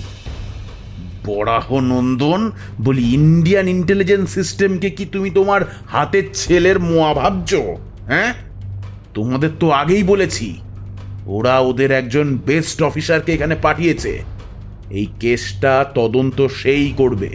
আর তুমি ভাবছো ওরা কোস্টাল বেল্ট ওপেন করে দিয়ে আমার দুষ্টু ছেলেটাকে এত সহজে আমার কাছে আসতে দেবে? আমি আপনাকে কথা দিচ্ছি স্যার, ওরা যত যাই করুক না কেন, আপনার মিশন আমি এবারে সম্পূর্ণ করবই। নির্দিষ্ট সময়ের পরে আমি আপনার কাছে খালি হাতে আসবো না। কথাটা যেন মনে থাকে। আর এখন তুমি যাও, আর যাওয়ার সময় শান্তিমাকে বলো বাবা তাকে এখুনি ডেকেছেন। সন্ধ্যা আরতির আগেই একটা গুরুত্বপূর্ণ ব্যাপার নিয়ে আলোচনা করতে হবে। আরতির পর আমার আর এই সমস্ত কাজের কথা বলতে ভালো লাগে না, বুঝলে? তাই উনি যেন এতটুকু সময় নষ্ট না করে এখনই আমার কাছে চলে আসেন। ঠিক আছে স্যার, আমি শান্তি মাকে আপনার কথা এখনই বলে দিচ্ছি। এই পর্যন্ত বলে সদানন্দ পাকরাশি উঠে পড়ে মঠের মহন্ত শ্রীযুক্ত প্রলয়নাথ মহারাজের সামনের আসনটি থেকে।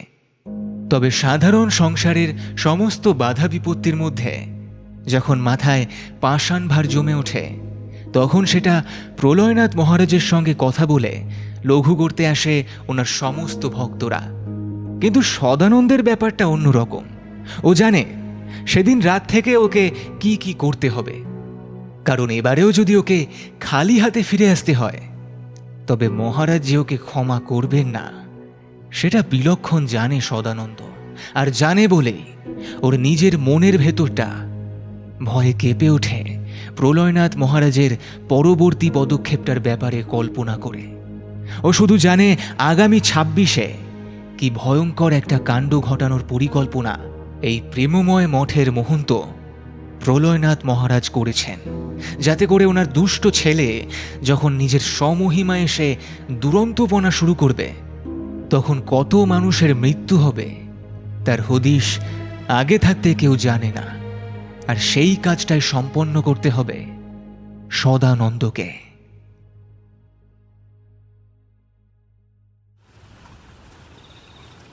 আরে ম্যাডাম জি, আপনি আবার আজকে থানায়? আবার কি মনে করে? অফিসার, আপনার সঙ্গে একটা ভীষণ দরকারি কথা আছে। আপনার সঙ্গে আধ ঘন্টা একান্তে কথা বলা যেতে পারে? কি কি ব্যাপার বলুন তো? হ্যাঁ, আপনি কি এখানে কোনো একটা ঝামেলা পাকানোর জন্য এসেছেন নাকি? হ্যাঁ, আর আজকে আপনার হাজবেন্ড কোথায়? কই, তাকে তো দেখছি না। দেখুন, আজ আপনাকে আমরা সাহায্য করতে এসেছি। আপনি যাকে আমার হাজবেন্ড ভাবছেন, তিনি পুলিশের ইন্টেলিজেন্সের একজন বড় অফিসার। উনি একটা কাজে কলকাতা গেছেন, বিকেলের মধ্যেই এসে পড়বেন। আর ওনারই নির্দেশে আমি আপনার কাছে এসেছি। আমার কথাটা দয়া করে শুনুন, তাতে আপনারই লাভ। এই দাঁড়ান দাঁড়ান দাঁড়ান, আপনারা ঠিক কে বলুন তো? হ্যাঁ, একবার এসে বলবেন সাইকেলের বলেতে সাংঘাতিক চিহ্ন খুঁজে পেয়েছেন, পরদিন বলবেন আমাকে সাহায্য করবার জন্য এসেছেন আপনারা। ব্যাপারটা ঠিক কি? হ্যাঁ, আপনি কেন বুঝতে পারছেন না আপনাদের এখানে একটা বড় কিছু দুর্ঘটনা ঘটানোর পরিকল্পনা চলছে? সেটা যাতে না ঘটানো যায় সেই জন্যই আমরা এখানে এসেছি। কিন্তু এটা করতে গেলে আমাদের লোকাল পুলিশের থেকে কিছু তো সাহায্য লাগবেই। ত্রয়ী কথাটা বলার সঙ্গে সঙ্গে হঠাৎ করে ওর মাথার পেছনে একটা সজোরে ভারী কিছু দিয়ে আঘাত করা হয়, আর সেই কারণে একটা তীব্র আর্তনাদ করে ত্রয়ী ছিটকে গিয়ে পড়ে অফিসারের টেবিলের উপর। মাথার মাঝে মধ্যেটা ঝিমঝিম করে ওঠে, চোখের সামনের দৃষ্টিটা একটু ঝাপসা হয়ে ওঠে, ধীরে ধীরে সম্পূর্ণ ঘোলাটে হয়ে আসে।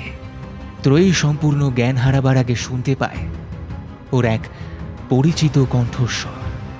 ওর প্রতি তীব্র অপমানজনক একটা গালাগাল দিয়ে লোকটা বলে ওঠে, এরা ভালো কথা মেনে চলার মানুষ নয়।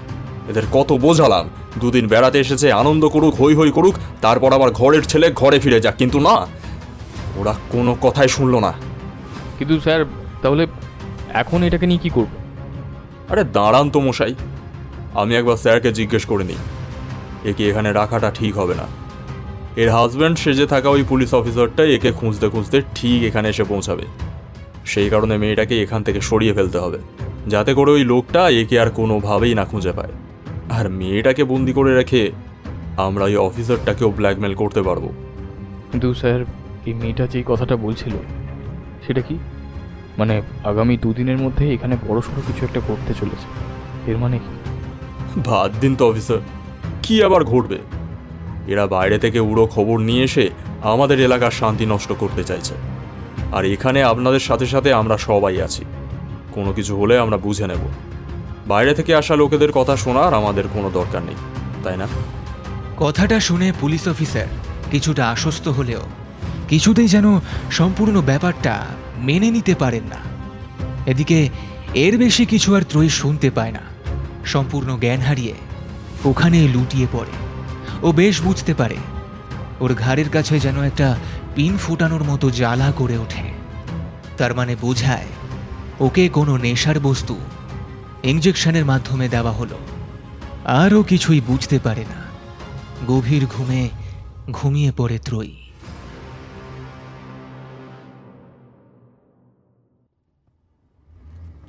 পৃথ্বীশ ওর গাড়িটা নিয়ে কলকাতার দিক থেকে মন্দারমণি যাচ্ছিল বেশ দ্রুততার সঙ্গেই।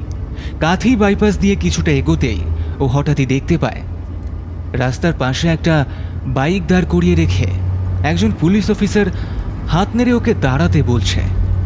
ইচ্ছার বিরুদ্ধে হলেও গাড়িটা দাঁড় করাতে বাধ্য হয় পৃথ্বীশ। আর ওকে দাঁড়াতে দেখেই ওর কাছে এগিয়ে আসে সেই পুলিশ অফিসার। নমস্কার স্যার, আমি এখানকার লোকাল থানার সেকেন্ড অফিসার রুদ্রপ্রতাপ। আপনার সঙ্গে একটু দরকার ছিল। হ্যাঁ বলুন, কি দরকার? আমি এখান থেকে আপনাদের থানাতেই যাচ্ছি, চলুন সেখানে গিয়েই কথা হবে। না স্যার, সেখানে গিয়ে কথা বলা সম্ভব নয় বলেই আমি এখানে এসে আপনার জন্য অপেক্ষা করছি। সকালে ম্যাডাম এসেছিলেন। হ্যাঁ আমি জানি, আমি ওকে আপনাদের থানায় পাঠিয়েছিলাম, কিন্তু অদ্ভুত ব্যাপারটা হলো তারপর থেকে ওর সঙ্গে আর কোনো যোগাযোগ করতে পারছি না। সেই কারণেই আমি এখনই ওখানে যাচ্ছিলাম। পৃথ্বীশ যে ত্রয়ীর ব্যাপারে অত্যন্ত উদ্বিগ্ন সেটা ওর কথা থেকেই বোঝা যায়। আর ওর প্রায় কথা শেষ হওয়ার আগেই ইন্সপেক্টর রুদ্রপ্রতাপ ওকে বলে ওঠে, ম্যাডাম এখন আর ওখানে নেই স্যার। ওনাকে শয়তানের দল কিডন্যাপ করে রেখেছে, সেই কারণেই আপনি ওনার সাথে যোগাযোগ করতে পারছেন না। ত্রয়ীকে কিডন্যাপ করে রেখেছে? কার এত বড় সাহস? স্বয়ং ভগবানের, যার ওপর এখানে কেউ কোনো কথা বলতে পারে না। মানে কি বলতে চাইছেন আপনি? স্যার, আমাকে প্লিজ আপনি করে বলবেন না, তুমিই বলুন। আর এখান থেকে কিছুটা দূরে একটা বৈষ্ণব মঠ আছে, সেই মঠের যিনি মহন্ত প্রেমময় ঠাকুর প্রলয়নাথ মহারাজ, তিনি এখানকার ভগবান। অতি বড় ব্যবসায়ী থেকে শুরু করে সরকারি বড় অফিসার পর্যন্ত সবাই তার অধীনস্থ শিষ্য। সে গল্প পরে শুনবো, আগে বলো ত্রয়ী কোথায়? আপনি ম্যাডামকে থানায় পাঠিয়েছিলেন, আর ওনার খোঁজ না পেয়ে আপনি যে থানাতে আসবেন সেটা এখানকার সবাই জানে। সেই কারণেই ম্যাডামকে এমন একটা জায়গায় সরিয়ে ফেলা হয়েছে যাতে আপনি শত খুঁজলেও ওনাকে না খুঁজে পান, সেটা নিশ্চিত করে। আচ্ছা, তোমার সন্দেহের তীর কি প্রেমময় ঠাকুর প্রলয়রাজ মহারাজের দিকে, যিনি এখানকার স্বঘোষিত ভগবান, আর ধর্মচর্চার আড়ালে চলছে যথেচ্ছ বেআইনি কাজ? স্যার, আপনি যথেষ্ট বুদ্ধিমান, আপনার জন্য একটা ইশারাই যথেষ্ট। যখন ম্যাডামকে গাড়িতে করে তুলে নিয়ে যাওয়া হচ্ছিল, তখন তার পেছনে পেছনে গিয়ে আমি জায়গাটা নিশ্চিত করে এসেছি। ম্যাডামকে ওই প্রেমময় ঠাকুর প্রলয়নাথের আশ্রমেই কোথাও লুকিয়ে রাখা হয়েছে। ওদের বিশ্বাস ওখানে ম্যাডামকে রাখলে কেউ সন্দেহ করবে না, আর করলেও এই আশ্রমের নিশ্ছিদ্র সুরক্ষা বেস্টিনি পেরিয়ে আপনি বা আমি কেউই সেখানে পৌঁছাতে পারবো না। আর আমি সেই ইনফরমেশনটাই আপনাকে দেব বলে এখানে অপেক্ষা করছি। আমি সেখানে পৌঁছতে পারবো না? এটা কি তুমি আমাকে ভয় দেখাচ্ছ নাকি সাবধান করছো? দ্বিতীয়টাই স্যার, আমি সাবধান করছি, কারণ যথেষ্ট প্রমাণ ছাড়া ওই আশ্রমে ঢোকা সম্ভব নয়। আমি জানি ওই প্রলয়নাথ আসলে একটা পাক্কা শয়তান, কিন্তু ওর কানেকশন একেবারে সরকারের অনেক উঁচু পর্যায় পর্যন্ত আছে। তার উপর এই তো দুদিন পর ওর ওখানে বাৎসরিক এক মহাসংকীর্তন আয়োজন করতে চলেছে প্রলয়নাথ। সেখানে সমাজের অত্যন্ত বড় বড় মাপের রাজনৈতিক এবং গণ্যমান্য ব্যক্তিদের আসার কথা রয়েছে। আমি আজই থানায় কথা বলতে শুনেছি অভিরূপ সরকার মশাই নিজেই অনুষ্ঠানে উপস্থিত থাকবেন। অতএব বুঝতেই পারছেন প্রলয়নাথের ক্ষমতার দৌড় কিন্তু অনেক বড়। আমরা আইনের আওতায় থেকে যা করতে পারবো, ওই লোকটা আইনকে বুড়ো আঙুল দেখিয়ে তার থেকে আরো বেশি কাজ হাসিল করে নেবে। অভিরূপ সরকার মানে এরা যে স্বরাষ্ট্রমন্ত্রী, তাই তো? হ্যাঁ, ঠিক তাই। যতটুকু আমি জানি তার থেকে ওনার বড় পরিচয়। উনি সামনের ইলেকশনে সম্ভাব্য মুখ্যমন্ত্রী, আর উনি নিজে প্রলয়নাথের একজন অত্যন্ত বড় ভক্ত। মাঝে মধ্যেই উনি এই আশ্রমে আসেন। অতএব এত বড় ধর্মীয় অনুষ্ঠানে যে তিনি উপস্থিত থাকবেন সেটা তো অবশ্যই অনুমেয়।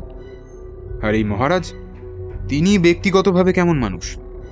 এক কথায় উনি সাক্ষাৎ দেবতার অংশ। হরিনাম ছাড়া মুখে একটাও কোনো কথা নেই। এখানে প্রচুর দান ধ্যান করেন। সব থেকে বড় কথা, এখানে ওনার আশ্রমে দুপুরে আর রাতে বিরাট খাওয়া দাওয়ার ব্যবস্থা থাকে। প্রায় 1000 খানেক মানুষ এখানে প্রতিদিন খাবার পান সম্পূর্ণ বিনামূল্যে। এছাড়াও এইসব এলাকায় যে কারোর যা দরকার একবার ওনার কাছে গিয়ে বললেই হলো, সেটা কি টাকা, শিক্ষা বা চিকিৎসা, ওনার আশীর্বাদ থাকলে সব ব্যবস্থা হয়ে যাবে। এখানকার বহু ছেলে মেয়ে যারা মেধাবী কিন্তু অর্থের অভাবে পড়াশোনা করতে পারছিল না, তাদের বিনামূল্যে কলকাতার বড় বড় কলেজে পড়াশোনার ব্যবস্থা উনি করে দিয়েছেন, একটা মাত্র সুপারিশ করে। ফলে বুঝতেই পারছেন স্যার, এখানকার মানুষ ওকে ভগবান মনে করে। আর তুমি? না, আমি ওকে ভগবান মনে করি না। কেন? মনে না করার পিছনে কোনো কারণ? ভগবান হওয়া বা হতে চাওয়া এত সহজ নয় স্যার। আপনি লোকটার সামনে গিয়ে দাঁড়ালেই বুঝতে পারবেন। লোকটা নিজেকে কোথাও যেন একটা মিথ্যার চাদরে ঢেকে রেখেছে। লোকটা যা যা বলছে বা যা করছে তার সবটা যেন সত্যি নয়। আর তাছাড়া উজান স্যারের সাথে কাজ করার সময় আমি ওনাকে খুব কাছ থেকে দেখেছি, তখনও ওনাকে বলতে শুনেছি লোকটা সবটা সত্যি নয়। উজান স্যার কে? উনি এখানকার থানার চার্জ নিয়ে এসেছিলেন বছর 3 আগে। উনি একজন অত্যন্ত সৎ পুলিশ অফিসার ছিলেন।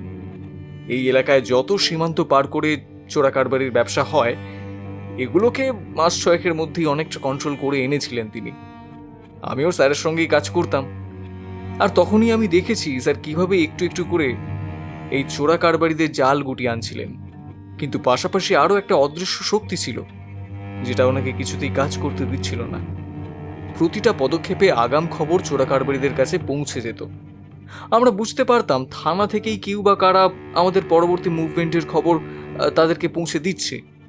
তবু তাদের মধ্যেও উজান স্যার একটু একটু করে জাল গোটাচ্ছিলেন। এভাবেই আমরা 4 জন চোরাকারবারির সন্ধান, যাদের আসলে ডেরা বাংলাদেশে। নাম মহিউদ্দিন শেখ। ওকে ধরার জন্য উজান স্যার জাল পাতেন। আমার মনে আছে ঘটনাটা যেদিনকার, সেদিন এখানে খুব বৃষ্টি পড়ছিল। উজান স্যার আমাকে ওনার কোয়ার্টারে ডেকে পাঠিয়ে বললেন, দেখো রুদ্র, আমাদের খুব গোপনে অপারেশনটা করতে হবে, কেউ যেন ওই ব্যাপারে জানতে না পারে। আমি কথাটা তোমাকে থানাতেও বলতে পারতাম, এটা আমার মনে হয় ওখান থেকে খবর লিক হয়ে যায়, তাই তোমাকে এখানে ডেকে পাঠিয়েছি। হ্যাঁ স্যার বলুন। শোনো রুদ্র, আমার কাছে একেবারে নির্দিষ্ট প্রমাণ সহ ইনফরমেশন আছে। আগামীকাল মঈনুদ্দিন শেখের পাঠানো একটা বড় নৌকো রাতে অন্ধকারে এখানে আসবে। দেখে সেটাকে সাধারণ মাছ ধরা নৌকা মনে হলেও ইন্টেলিজেন্সের খবর আছে তাতে করে বেশ কিছু সোনা বর্ডার পেরিয়ে এখানে পাচার করা হয়েছে। আমাদের এই নৌকাটাকে কাল যে কোনো মূল্যে ধরতে হবে। তুমি তো জানোই, মঈনুদ্দিন শেখের নৌকোকে হাতে নাতে না ধরতে পারলে কেউ সেটা বিশ্বাস করবে না। একদমই ঠিক কথা স্যার। তবে আমার চিন্তা অন্য। মঈনুদ্দিন শেখ এই সোনাটা এখানে কার কাছে নিয়ে আসছে? খুব সম্ভবত সেই হচ্ছে এখানকার আসল মাথা, যে এই চক্রটাকে মদত দিচ্ছে। আমাদের মূল লক্ষ্য কিন্তু মঈনুদ্দিন শেখ নয়, এপাশের সেই মাথাটাকে ধরা। তারপর কি হলো? তোমরা তাকে ধরতে পারলে? না স্যার, একটা অদ্ভুত ঘটনা ঘটেছিল। যেদিন আমার সঙ্গে স্যারের কথা হয়, তারপরের দিন রাতে মঈনুদ্দিন শেখের নৌকাটা ঘাটে আসার কথা ছিল। আর ঠিক সেই দিন সকালেই কোনো একটা কারণে উজান স্যারকে কলকাতা থেকে ডেকে পাঠানো হয়। উনি সকালবেলা কলকাতা যাওয়ার সময় আমাকে বলে গিয়েছিলেন রাতে আমি যেন তৈরি থাকি। উনি ফিরে এসে আমার সঙ্গে অপারেশনটা কমপ্লিট করবেন, কিন্তু উনি আর ফিরে আসেননি। আপনারা হয়তো জানবেন ব্যাপারটা নিয়ে খবরের কাগজে অনেক লেখালেখি হয়েছিল। এখান থেকে কলকাতা যাওয়ার সময় ওনার গাড়ি অ্যাক্সিডেন্ট হয়, আর তাতেই ভয়ঙ্করভাবে উজান স্যারের মৃত্যু হয়েছিল। দুর্ঘটনাটা কি ঘটেছিল নাকি ঘটানো হয়েছিল? আমার বিশ্বাস ঘটনাটা ঘটানো হয়েছিল। আর তার কিছুদিন পর আমাদের এই নতুন সাহেব আসেন, আর সময়ের সঙ্গে সঙ্গে মঈনুদ্দিন শেখের সেই ফাইল কোথায় হারিয়ে যায় আমিও জানি না। তবে কি? আমি একটা ব্যাপার খেয়াল করে দেখেছিলাম, মানে উজান স্যারের সাথে কাজ করতে করতে কাজ করার পদ্ধতি আমি যতটুকু শিখেছিলাম তার থেকেই বলছি। মঈনুদ্দিন শেখের নৌকো একদিন অন্তর এই ঘাটে এসে ফেরে। আপনাকে তো স্যার বললামই, আপাত দৃষ্টিতে সেটা আদ্যন্ত মাছ ধরা নৌকা। এখানকার বহু মাঝি ভোর রাত্রে নৌকা নিয়ে সমুদ্রে পাড়ি দেয় মাছের জন্য, তারপর ভোরবেলা ফিরে এসে সেই মাছ বাজারে বিক্রি করে। এটাই এদের রুজি রুটি। আর মঈনুদ্দিন শেখে ধরে আনা মাছ থেকে প্রায় প্রতিদিন একটা বড় অংশ চলে যায় প্রেমময়ের বাবুর আশ্রমে। ওই যে আপনাকে বললাম না, ওখানে অনেক মানুষের দুপুরের খাবারের আয়োজন করা হয়। তুমি তো বললে প্রলয়নাথ নাকি হরিনাম ছাড়া কথা বলে না, তাহলে তার আশ্রমে মাছ কেন? জানি না স্যার, এ প্রশ্ন আমার মাথাতেও এসেছিল। তবে শুনেছি ওনার নাকি গুরুর নির্দেশ, ওনারা নিজেরা মাছ না খেলেও সাধারণ ভক্তদের মধ্যাহ্ন ভোজনে মাছ রোজই থাকে, আর এই মাছ সেই জন্যই কেনা হয়, সেটাও মঈনুদ্দিন শেখের থেকেই। তবে আমি খোঁজ নিয়ে দেখেছি একেবারে মাছের ওজন করে বাজার দর হিসেবে মঈনুদ্দিনকে মাছের দাম দিয়ে দেয় আশ্রমের লোকেরা। এদিকে কোথাও কোনো সন্দেহের অবকাশ নেই। আচ্ছা, তুমি তো বলছো এই প্রলয়নাথের সঙ্গে নাকি আমাদের রাজ্যের স্বরাষ্ট্রমন্ত্রী অভিরূপ সরকারের বেশ দহরম মহরম। হ্যাঁ, আর সেই কারণেই আগামী 26শে মে ওই আশ্রমে যে মহাসম্মেলন হতে চলেছে তাতে ওনার উপস্থিতি থাকার কথা। তুমি কি জানো 26 তারিখের ওই সম্মেলনে একটা ভয়ঙ্কর কিছু ঘটতে চলেছে? আমাদের ইন্টেলিজেন্সের কাছে খবর আছে ওই দিন ওখানে যে জনসমাগম হতে চলেছে তাতে ভয়ঙ্কর কিছু একটা ঘটানো হবে, যাতে করে বহু মানুষের মৃত্যু সুনিশ্চিত হয়।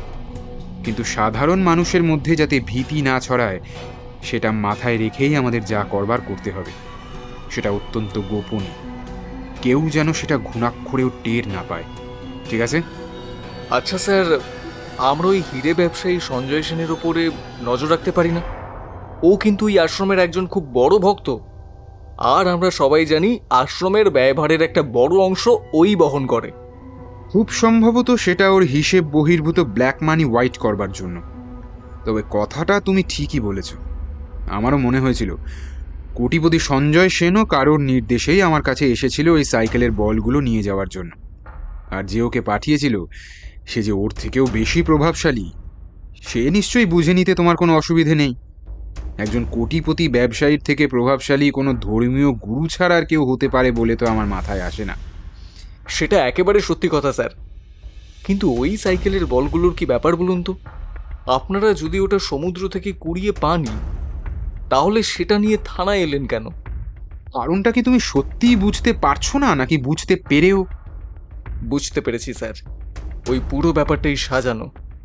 আপনি এবং ম্যাডাম শত্রুপক্ষের চোখে ধুলো দিয়ে এই কেসটার মধ্যে ঢুকে পড়ার জন্য ওই সাইকেলের বলগুলো ব্যবহার করেছেন, যাতে এই লোকগুলো নিজেদের গরজে আপনার সামনে এসে পড়ে। কি ঠিক বলছি তো? যাক, উজান তোমার সম্পর্কে যা যা বলে সেটা একেবারে মিথ্যে নয়। ও ঠিকই বলে, তুমি যথেষ্ট বুদ্ধিমান। স্যার, আপনি উজান স্যারকে চেনেন? মানে চিনতেন? উজান আমার আইপিএসের ব্যাচমেট। আপাতত এটুকুই বললাম। আর হ্যাঁ, তোমার একটা কথার একটু সংশোধন করে দিই। চিনতাম না, এখনো চিনি। মানে? এখন এ ব্যাপারে আর কোনো কথা নয়। প্রলয়নাথের আশ্রমে গত 3 দিনে কি কি জিনিস বাইরে থেকে এসেছে তার সমস্ত খবর আমার চাই। ক্লিয়ার? Clear sir. মনে রেখো, ত্রয়ী আমার ডিপার্টমেন্টের একজন অত্যন্ত এফিশিয়েন্ট অফিসার। ওকে অ্যাটাক করে প্রলয়নাথ সরাসরি আমাকে চ্যালেঞ্জ করেছে। এর ভয়ঙ্কর শাস্তি ওকে পেতেই হবে। তবে 26-এর ঝড়টাকে সামলাতে হবে। আমি চাই না এখানে কোনো রক্তক্ষয়ী কিছু ঘটুক, এটা যেন মাথায় থাকে। Yes sir.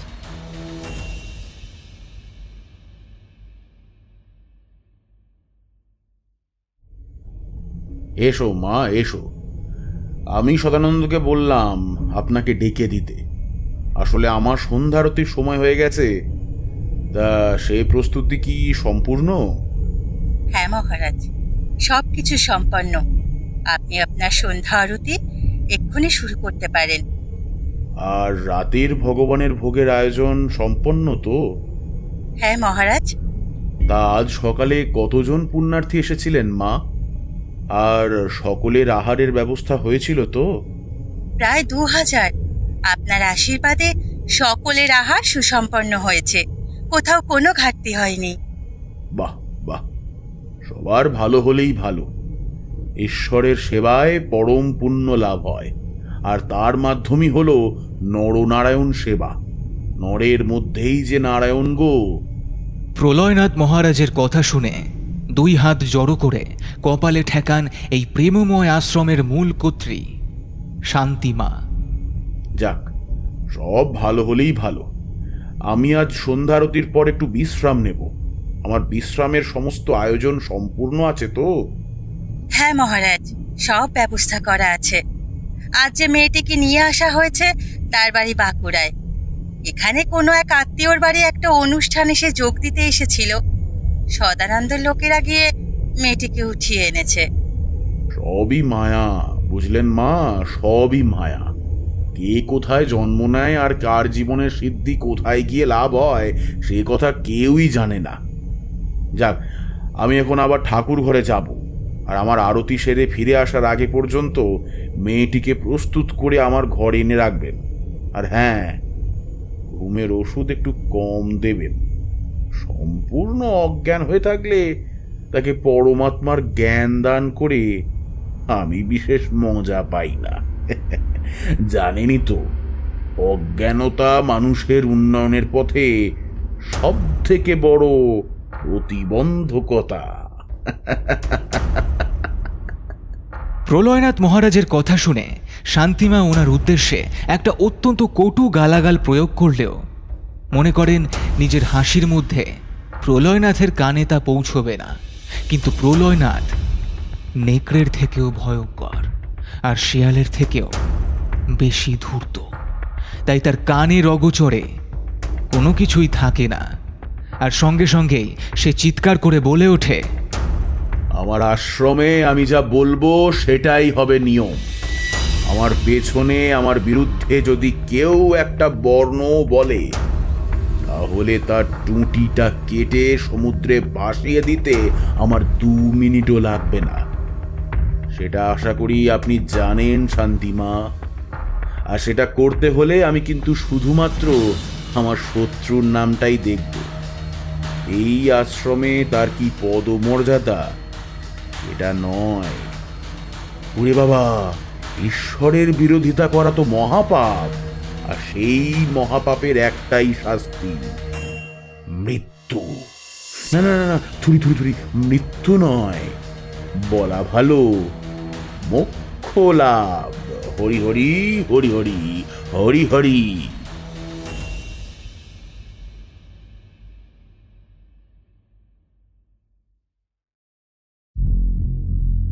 স্যার, এর নাম রতন। এ আমাদের ইনফর্মার হিসেবে কাজ করে। ও গতকাল রাত্রে একটা নৌকাকে পাড়ে আসতে দেখে। সেটা কোনো সাধারণ মাছ ধরার নৌকা নয়। ও আজ আমাকে খবরটা দেয় যে ওই নৌকো থেকে একটা বড় কাঠের বাক্স নামানো হয়। তবে তারপর সেটা কোথায় যায় সেটা রতন দেখতে পায়নি। কিরে রতন, তুই কি দেখেছিস সেটা স্যারকে বল। হ্যাঁ স্যার, ওটা একটা বড় কাঠের বাক্স ছিল, বেশ ভারী। প্রায় 2-3 জন লোক অত্যন্ত কষ্ট করে ওটা নৌকো থেকে নামায়, তারপর কোনো মতে টেনে টেনে ওটাকে বিচের ওপরে তুলে আনে। স্যার, অত ভারী বাক্সটা খুব সহজে কোথাও নিয়ে যাওয়া সম্ভব নয়। আমার ধারণা এখানেই কাছে পিঠে কোথাও লুকিয়ে রাখা হয়েছে। আচ্ছা, আপনার কি মনে হয় স্যার? মনে হওয়ার কিছু নেই, আমি নিজেও পুরো ব্যাপারটা দেখছি। খুব সম্ভবত যে বাক্সটা নিয়ে আসা হয়েছে তার ওজন 80 থেকে 85 কিলোর কাছাকাছি হবে। আমি তখন ঘরেই সজাগ ছিলাম, কিন্তু একটা সার্চ লাইট এমনভাবে আমাদের জানালার উপরেও রাখা হয়েছিল যাতে করে আমি বেরোতে পারিনি। তবে জানলার পর্দার ভেতর থেকে আমি সব কিছুই দেখেছি। আর যদি আমার অনুমান খুব একটা ভুল না হয়, তবে ওই ভারী বাক্সটাই এই রিসর্টের ম্যানেজারের ঘরে রাখা হয়েছিল, আর আজ সকালে সেটা এখান থেকে সরিয়ে ফেলা হয়েছে। তাহলে আমরা তো আজই সকালে ম্যানেজারের ঘর তল্লাশি করলে সেটা উদ্ধার করতে পারতাম। কথাটা অত্যন্ত কাঁচা হয়ে গেল হে রুদ্র। কোনো রকমের পাক্কা প্রমাণ ছাড়া আমরা ম্যানেজারের ঘর তল্লাশি করতে গেলে এটা আমাদেরই বিরুদ্ধে যেতে পারে। আর আমরা যে ব্যাপারটা নিয়ে অনেকটা এগিয়ে গেছি সেটাও শত্রুপক্ষ বুঝতে পেরে সতর্ক হয়ে যেতে পারে। সেটা ঠিক স্যার, তবে রতনের আর একটা অবজারভেশন আছে। আচ্ছা, কি সেটা? স্যার, একটা লোক আছে, নাম সদানন্দ। আগে ছোটোখাটো চুরিচামারি করে পুলিশের খাতায় বেশ কয়েকবার নাম লিখে অ্যারেস্ট হলেও বিগত বছর 3 ওই প্রলয়নাথের শিষ্যত্ব নিয়ে সমাজের একটা ভদ্র মানুষের আকৃতি পেয়েছে। এখন ওই আশ্রমের নানা ছোট বড় কাজ ওই সামলায়। ওর অতীতটা যেহেতু আমি জানি, তাই আমার সামনে কখনো নিজের খোলস ছেড়ে না বেরোলেও আমার কাছে খবর ঠিকই চলে আসে। আমার কাছে খবর আছে অনেক জায়গাতেই ও এখনো দাদাগিরি করে বেড়াচ্ছে। প্রয়োজনীয় কথাটুকু বলো রুদ্র। আমাকে এখন যে কোনো মূল্যে ত্রয়ীকে প্রোটেকশন দিতে যেতে হবে, তাই অপ্রয়োজনীয় কথা শোনার কোনো ইচ্ছে আমার নেই। স্যার, আমি সেই কথাই বলছি। রতন দেখেছে ওই সদানন্দ নামে লোকটা সেদিন নৌকোর কাছে ছিল, তাই আমার ধারণা এখানে যে ভারী জিনিসটা নামানো হয়েছে সেটা কোনো না কোনোভাবে প্রলয়নাথের সঙ্গে সম্পর্কিত। এই সদানন্দকে কোথায় পাওয়া যাবে তুমি জানো? জানি, এখন খুব সম্ভবত আশ্রমের মন্দিরে আরতি হচ্ছে। প্রতিদিন আরতির পর মন্দির থেকে প্রসাদ গ্রহণ করার পরে সদানন্দ বাড়ি ফেরে একা। আমরা সেই সময় ওকে তুলে নিতে পারবো। টাইম ধরুন আর মিনিট 15 পর। আর কোনো কথা না বাড়িয়ে চোখের ইশারায় পৃথ্বীশ রুদ্রকে ওর গাড়িতে উঠতে বলে। ওর পরবর্তী লক্ষ্য তখন সদানন্দ, কারণ রুদ্রর কথা অনুসারে প্রলয়নাথের টিকি অবধি পৌঁছতে হলে আগে সদানন্দর কান ধরে টানতে হবে। আরে সদানন্দ বাবু যে, এত রাতে কোথায় চললেন? এই আশ্রমে আরতি শেষ হলো, প্রসাদ গ্রহণ করে এবার বাড়ি ফিরছি। কিন্তু কেন বলুন তো, মাঝ রাস্তায় উর্দি পড়া কেউ পথ আটকে দাঁড়ালে ভয় লাগে। এভাবে বলছেন কেন সদানন্দ বাবু? উর্দি পড়া মানুষটা তো আপনার মতো সাধারণ কেউও হতে পারে।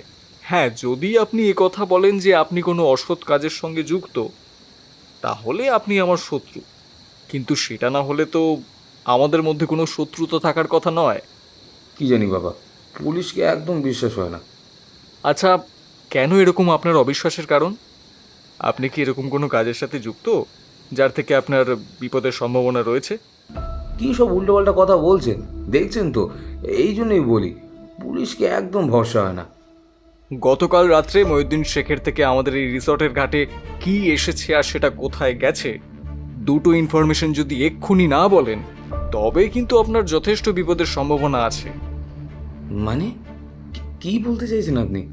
আমার বিরুদ্ধে মিথ্যে অভিযোগ করে আমাকে কোনো একটা নতুন কেসে ফাঁসাতে চাইছেন, তাই তো? সোজা কথা বলবেন নাকি আমাকে আমার পদ্ধতি প্রয়োগ করতে বাধ্য করবেন? ত্রয়ী ম্যাডামকে প্রলয়নাথ কোথায় ঢুকিয়ে রেখেছে আমি জানি। ওকে ওই আশ্রমের আবাসিক হোস্টেলে নিয়ে যাওয়া হয়েছে, কিন্তু এখন সেখানে প্রচুর দেশি বিদেশি ভক্তের সমাগম। তাই ঠিক কোথায় কোন ঘরে ম্যাডামকে রাখা হয়েছে সেটা এক্ষুনি বল। রুদ্র, এসবের জন্য আমাদের হাতে অনেক সময় নেই। এখন এটাকে গাড়িতে তোলো, তারপর থানায় নিয়ে গিয়ে 3rd ডিগ্রি দিলেই বেটা গড় গড় করে সব বলবে। এখন আর সময় নষ্ট করো না, ধীরে ধীরে রাত গভীর হচ্ছে। আমাকে যেভাবেই হোক ত্রয়ীর কাছে পৌঁছতেই হবে। কথাটা বলার সঙ্গে সঙ্গে পৃথ্বীশ আর রুদ্র হিংস্র বাঘের মতো দুপাশ থেকে সদানন্দের উপর ঝাঁপিয়ে পড়ে। ওর ঘাড়ে সজোরে একটা আঘাত করতেই সদানন্দ মুখ থুবড়ে পড়ে যায় রাস্তার উপর। আর মুহূর্তের মধ্যে ওকে পিছমোড়া করে বেঁধে ওদের গাড়িতে তুলে ফেলা হয়। সদানন্দ কিছু বোঝার আগেই বুঝতে পারে ও সম্পূর্ণভাবে পুলিশের মুঠোর মধ্যে আটকে পড়েছে।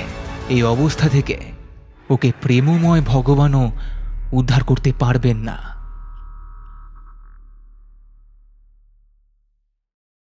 স্যার, আপনাকে দুটো কথা বলার আছে। বলো পৃথ্বীশ, তুমি আমার ডিপার্টমেন্টের সব থেকে এফিশিয়েন্ট একজন অফিসার। তুমি যে কোনো কারণে আমার কাছে আসতে পারো, বলো আমি তোমার কি উপকার করতে পারি। স্যার, উজান যে প্রজেক্টের ওপর কাজ করছিল আমি সেটা প্রায় শেষ করে এনেছি স্যার। সমস্ত ইনফরমেশন আমার কালেক্ট করা হয়ে গেছে। আর তার উপর ভিত্তি করেই আপনাকে বলতে পারি, মন্দারমণির সমুদ্র সৈকতকে ঘিরে গড়ে ওঠা সোনা চোরা চালানোর পুরো চক্রটাই এখন আমার হাতের মুঠোয়। বাহ, খুব ভালো খবর তো। তাহলে বলো এবার আমাদের কি করণীয়, আর তুমি ওদের অ্যারেস্ট করছো কবে? না স্যার, ওদের মাথাটাকে এখনই অ্যারেস্ট করব না। শয়তানটা আগামী 26 তারিখে এখানে একটা ভয়ঙ্কর কিছু করবার পরিকল্পনা করেছে, যাতে অনেক মানুষের প্রাণহানি হওয়ার সম্ভাবনা রয়েছে। আগে আমাদের সেই পরিকল্পনাটা আটকাতে হবে। সেটা তো আপনি খুব ভালো করেই জানেন স্যার। আগামী 26 তারিখে তো আমার ওখানে যাওয়ার কথা। ওখানকার এক আশ্রমের বাৎসরিক ধর্মীয় সম্মেলন আছে, আমার সেখানে উপস্থিত থাকার কথা। হ্যাঁ স্যার, আমি জানি, আর সেজন্যই আমি আপনাকে এখন ফোন করছি। আপনি কিছুতেই ওই 26-এর সম্মেলনে আসবেন না স্যার, আর এদিকটা আমি সামলে নেব। তুমি এরকম কেন বলছো পৃথ্বীশ? ওই আশ্রমের সাথে আমি দীর্ঘদিন যুক্ত। ওখানকার মহারাজ একজন অত্যন্ত শিক্ষিত মানুষ, উচ্চ পর্যায়ের সাধক। ওনার ব্যবহারও খুব ভালো, আমি ওনার কাছে দীক্ষিত। স্যার, প্রলয়নাথ মহারাজের সম্পর্কে আমি সমস্ত রকমের তথ্য প্রমাণ জোগাড় করে ফেলেছি স্যার, তবে এখনই আপনাকে কিছু বলতে পারবো না। আগামীকাল 26 তারিখ, আগামীকাল সন্ধ্যায় আপনি সমস্ত রিপোর্ট পেয়ে যাবেন। তবে এইটুকু বলতে পারি, ওই প্রলয়নাথের সম্পর্কে সমস্ত রিপোর্ট পাওয়ার পর ওনার প্রতি আপনার ধারণা কিছুটা পাল্টে গেলেও যেতে পারে। আর সেই সম্পূর্ণ কাজটা করতে গেলে আমাকে হয়তো কয়েকটা পদক্ষেপ নিতে হতে পারে স্যার, যেগুলোর জন্য আগে থাকতে সরকারি অনুমতি নেওয়া আমার পক্ষে সম্ভব হবে না। আপনি যদি আমাকে সেই অনুমতি দেন তাহলে আমি অবশ্যই চেষ্টা করব স্যার। দেখো পৃথ্বীশ, তুমি আমার ডিপার্টমেন্টের সব থেকে বিশ্বাসযোগ্য অফিসার, তাই তোমাকে কোনো কিছুর জন্য কোনো অনুমতি দিতে হবে না। তুমি জেনে রেখো, আমার অনুমতি সব সময় তোমার সাথে আছে। মহারাজের ব্যাপারে তুমি যে কথাটা বললে সেটা আমি ঠিক বুঝতে পারলাম না। স্যার, আপাতত এটুকুই বলবো, উজান রিপোর্টে এই মন্দারমণি বীচকে কেন্দ্র করে যে হিরে এবং সোনা চোরাচালান চক্রের কথা বলেছে তার মাথা খুব সম্ভবত এই প্রলয়নাথ। ধর্মীয় এক গুরুর ছদ্মবেশে দীর্ঘদিন ধরে এই কাজ করে যাচ্ছে সে। কি বলছো তুমি? তুমি কি একেবারে নিশ্চিত? ইয়েস স্যার, ওর রাইট হ্যান্ড এখন আমার কবজায়, সদানন্দ পাকরাশি। এই সদানন্দ প্রতি মুহূর্তের সমস্ত অপকর্মের সাক্ষী। ওর থেকেই আমি এই প্রলয়নাথের সম্পর্কে সমস্ত কীর্তিকলাপের খবর পেয়েছি। সদানন্দকে ইন্টারোগেট করবার খানিকটা ভিডিও আমি আপনাকে পাঠাচ্ছি, আপনি সেটা নিজে দেখলেই বুঝতে পারবেন। সাথে সাথে এও জানতে পেরেছি যে প্রলয়নাথ 26 তারিখ বিকেল 3টের সময় সিঙ্গাপুর উড়ে যাবে। এই যে এয়ারলাইন্স থেকে ওই টিকিট কেটেছে আমরা সেখান থেকে ইনফরমেশনটা ভেরিফাই করেছি, এটাও সত্যি। কেন? 26 তারিখে ওনার আশ্রমে এত বড় অনুষ্ঠান, ওনার তো সেখানেই থাকা উচিত। উনি সেদিন সিঙ্গাপুরে কেন যাবেন? স্যার, খুব সম্ভবত উনি ইচ্ছে করেই এখান থেকে পালিয়ে যাবেন। তারপর ওখানে কিছু একটা ঘটবে, আর সেটাই আমাকে আটকাতে হবে স্যার। আর সেটা আগামীকাল সকালের মধ্যেই, প্রলয়নাথ এখানে থাকতে থাকতেই। স্বরাষ্ট্রমন্ত্রী অভিরূপ বন্দ্যোপাধ্যায় খুব ভালো করে বুঝতে পারেন পৃথ্বীশ যা বলছে, উজানের তৈরি করা প্রাথমিক রিপোর্ট তার সঙ্গে অনেকটাই মিলে যাচ্ছে। কিন্তু সোনা বা হিরে চোরাচালানের ব্যাপারটা একরকম, কিন্তু এর পাশাপাশি ওই সন্ধ্যায় ওখানে ঘটে যাওয়া সেই ভয়ঙ্কর কাণ্ডটা কি? তবে তখনকার মতো কিছু না বললেও কিছুক্ষণ পরেই স্বরাষ্ট্র মন্ত্রকের মোবাইল থেকে পৃথ্বীশের মোবাইলে একটা মেসেজ আসে, আর তাতে লেখা, তুমি তোমার মতো এগিয়ে যাও, আমার তরফ থেকে তোমাদের সব রকম সাহায্যের অনুমতি দেওয়া রইল। স্যার, তাহলে এই মুহূর্তে আমাদের কি করণীয়? সদানন্দের কথা মতো আমাদের এখনই প্রলয়নাথের আশ্রমে যেতে হবে। তবে এই মুহূর্তে আমরা কোনো রকম সম্মুখ সমরে যাব না। সদানন্দ বলেছে ত্রয়ীকে ওরা লুকিয়ে রেখেছে ওদের আবাসিক হস্টেলের গ্রাউন্ড ফ্লোরের একটা ঘরে। ওখান থেকে শুধুমাত্র ত্রয়ীকে আমাদের উদ্ধার করে আনতে হবে। তবে আগামীকালের অনুষ্ঠানের জন্য এই আবাসিক হস্টেলে অনেক বাইরের লোকেরও এসে থাকার কথা। এই কারণে আমাদের একেবারে স্পেসিফিক পয়েন্টেই অ্যাটাক করতে হবে, যাতে কেউ কিছু বুঝতে না পারে, কারণ মনে কোনো সন্দেহ না তৈরি হয়। হোস্টেলে এখনো অনেক লোকের ভিড়। ভারতের বিভিন্ন প্রদেশ ছাড়াও বিভিন্ন দেশ থেকেও প্রলয়নাথের কাছে ভক্তরা এসেছে, যাদের অনেকেরই জীবনযাত্রা ভিন্ন ভিন্ন রকমের। আমার মনে হয় এই ব্যাপারটা আমাদের কাজে অনেকটা সাহায্য করতে পারে ত্রয়ী ম্যাডামকে উদ্ধার করে আনার জন্য। একদম সঠিক কথাই বলেছ। এখন রাত প্রায় 12টা, আর আধ ঘন্টার মধ্যেই আমরা বেরোবো। তুমি তৈরি হয়ে নাও। আর সদানন্দ কোন জায়গাটা বলেছে সেটা তুমি চিনতে পারবে তো? হ্যাঁ স্যার, পারবো। এখানে থাকতে থাকতে ওই শয়তানটার দাসত্ব করার জন্য বেশ কয়েকবার আমাদের ওই হোস্টেলে যেতে হয়েছে। হোস্টেলটা আমি চিনি। সারা বছর অল্প বিস্তর লোকের সমাবেশ থাকলেও এখন সেখানে একটাও ঘর খালি নেই। তবে তার জন্য আমার ওখানটা চিনতে কোনো অসুবিধা হবে না। বেশ, তবে তাই হবে। আমরা ঠিক রাত 12:30টায় বের হচ্ছি। Yes sir. পৃথ্বীশের পরিকল্পনা মতো সে আর রুদ্রপ্রতাপ প্রলয়নাথের আশ্রমের হোস্টেলে এসে পৌঁছায় ঠিক রাত 1:15 চারপাশে তখন ঘন ঘোর অন্ধকার। রাস্তা দিয়ে হেঁটে চলার উপকরণ বলতে একমাত্র ভরসা চাঁদের আলো। পরদিন পূর্ণিমা, তাই শুক্ল চতুর্দশীর ঝলমলে জ্যোৎস্নাকে কাজে লাগিয়ে দুটো ছায়ামূর্তি হোস্টেলের থেকে কিছুটা আগে গাড়ি থেকে নেমে আসে। তারপর পা টিপে টিপে এগিয়ে যায় হোস্টেলের 3rd ব্লকের একদম ডান দিকে। মূল সিঁড়ি ছেড়ে বিল্ডিংয়ের একেবারে পেছনের দিকের একটা লোহার সিঁড়ি বেয়ে রুদ্র ওপরে উঠতে থাকে, আর ওর পেছনে পৃথ্বীশ। 3 তলায় পৌঁছে একটা লম্বা করিডোরের সামনে এসে দাঁড়ায় ওরা। তবে সেদিকে না গিয়ে ডান দিকে একটা ছোট্ট দরজা দিয়ে ভেতরে ঢুকে আসে রুদ্র। স্যার, এটাই এই হোস্টেলের 3rd ব্লকের 3 তলা স্টোর রুম, সদানন্দের কথা অনুসারে। রুদ্রর কথা শেষ হওয়ার আগেই ওকে মুখে আঙুল দিয়ে চুপ করতে নির্দেশ দেয় পৃথ্বীশ। নিশুতি অন্ধকারে ওই বন্ধ ঘরের ভেতর থেকে একটা মৃদু গোঙানির শব্দ তখন ভেসে আসছে। নিজেদের হাতের পেন্সিল টর্চগুলো জ্বালিয়ে সেই শব্দ বরাবর এগিয়ে যেতে গেলে ওরা দেখতে পায় একটা বড় কিছুর মোড়ক রাখা রয়েছে দেওয়ালের একেবারে কোণার দিকে। আওয়াজটা খুব সম্ভবত সেই দিক থেকেই আসছে। যত বড় অফিসারই হোক না কেন, মানবিকতার দিক থেকে পৃথ্বীশের গলাটা একটু যেন কেঁপে ওঠে। রই, তুমি কি এখানে আছো? পৃথ্বীশ নাম ধরে ডাকলেও কোনো উত্তর ভেসে আসে না উল্টো দিক থেকে। তবে সেই গোঙানির শব্দটা আরও যেন স্পষ্ট করে শুনতে পায় ওরা। রই, ওই বড় মোড়কটার পেছন থেকে একটা টর্চের আলো একবার জ্বলেই নিভে যায়।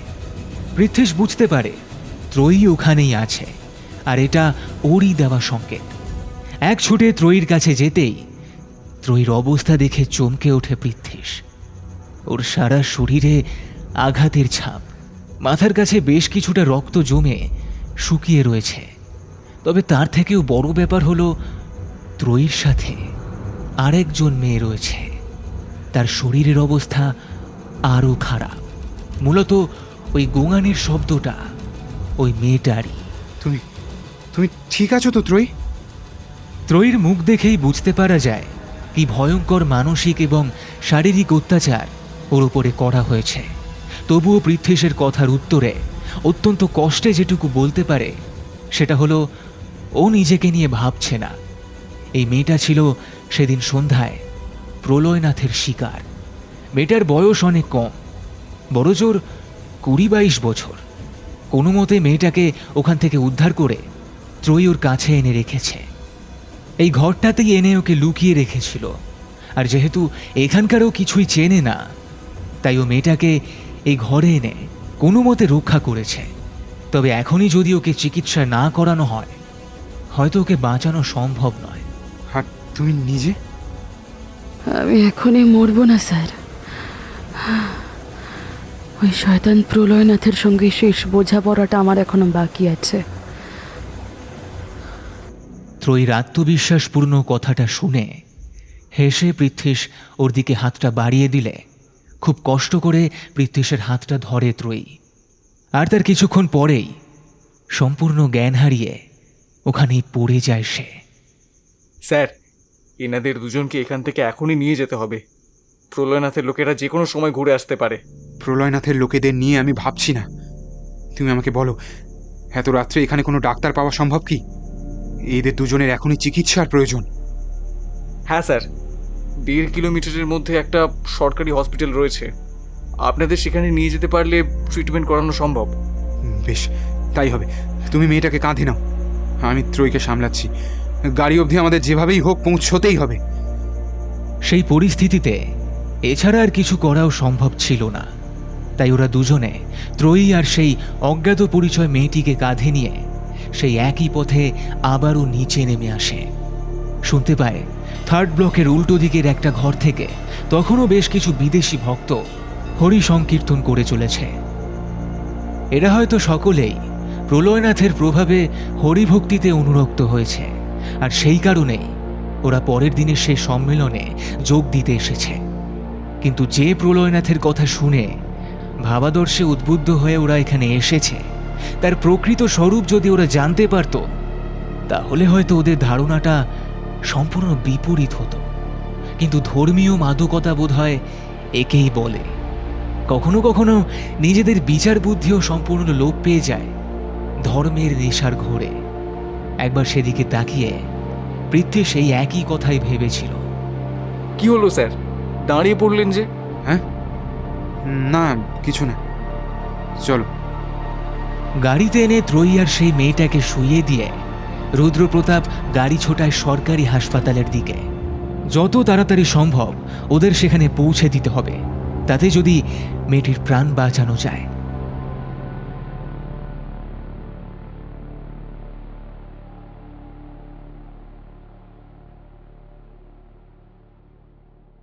হরি হরি হরি হরি হরি হরি। বুঝলে তোমরা, এই হরিনাম হলো গিয়ে ঘোর কলিযুগে মানুষের মুক্তির একমাত্র পথ। যতদিন তোমরা এই হরিনামের আশ্রয় করে থাকতে পারবে, ততদিন তোমাদের কোনো পাপও স্পর্শ করতে পারবে না। হরিনামের এমনই মাহাত্ম্য গো। হরি হরি হরি হরি। আমার খুব ভালো লাগছে, আমার আশ্রমের এই অনুষ্ঠানে এত মানুষ এসেছেন, এত মানুষের কাছে আর আমি হরি মাহাত্ম্যকে পৌঁছে দিতে পেরেছি, এটাই আমার পুরস্কার। তোমরা সবাই হরিনাম সঙ্গে করে রাখবে, সৎ জীবনযাপন করবে, মানুষের সেবা করবে, তবে স্বয়ং শ্রী হরি নারায়ণ তোমাদের আশীর্বাদ করবেন। মৃত্যুর পর তোমাদের বৈকুণ্ঠ লাভ হবে।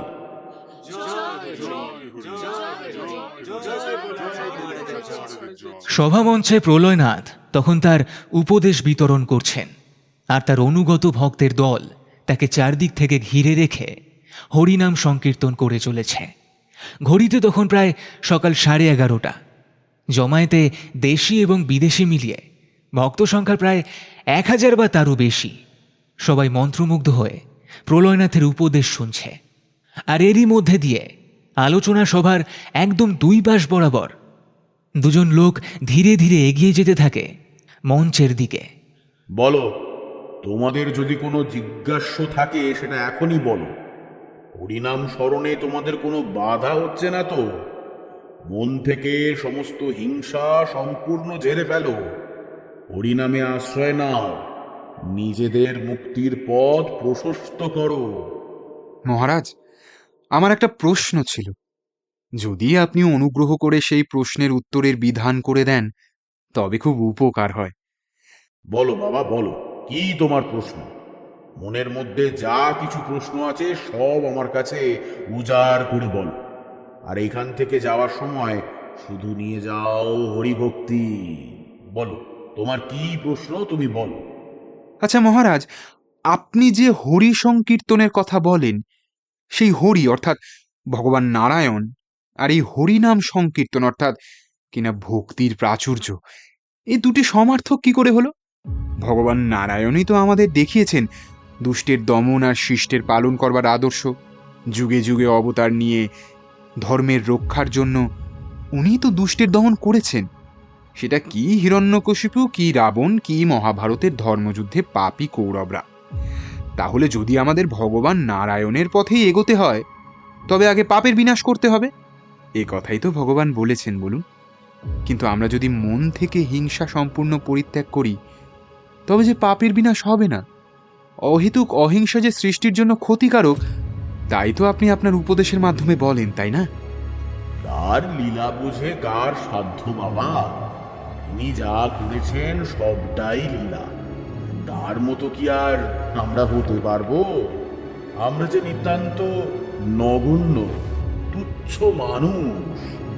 কিন্তু ভাগবত গীতায় তো তিনিই অর্জুনকে পরামর্শ দিয়েছেন নিজের কর্তব্য জ্ঞানের ফলের আশার দ্বারা মোহিত না হয়ে কর্ম করে যেতে। আর সেই কর্মই হলো যুদ্ধ, পাপের বিনাশ।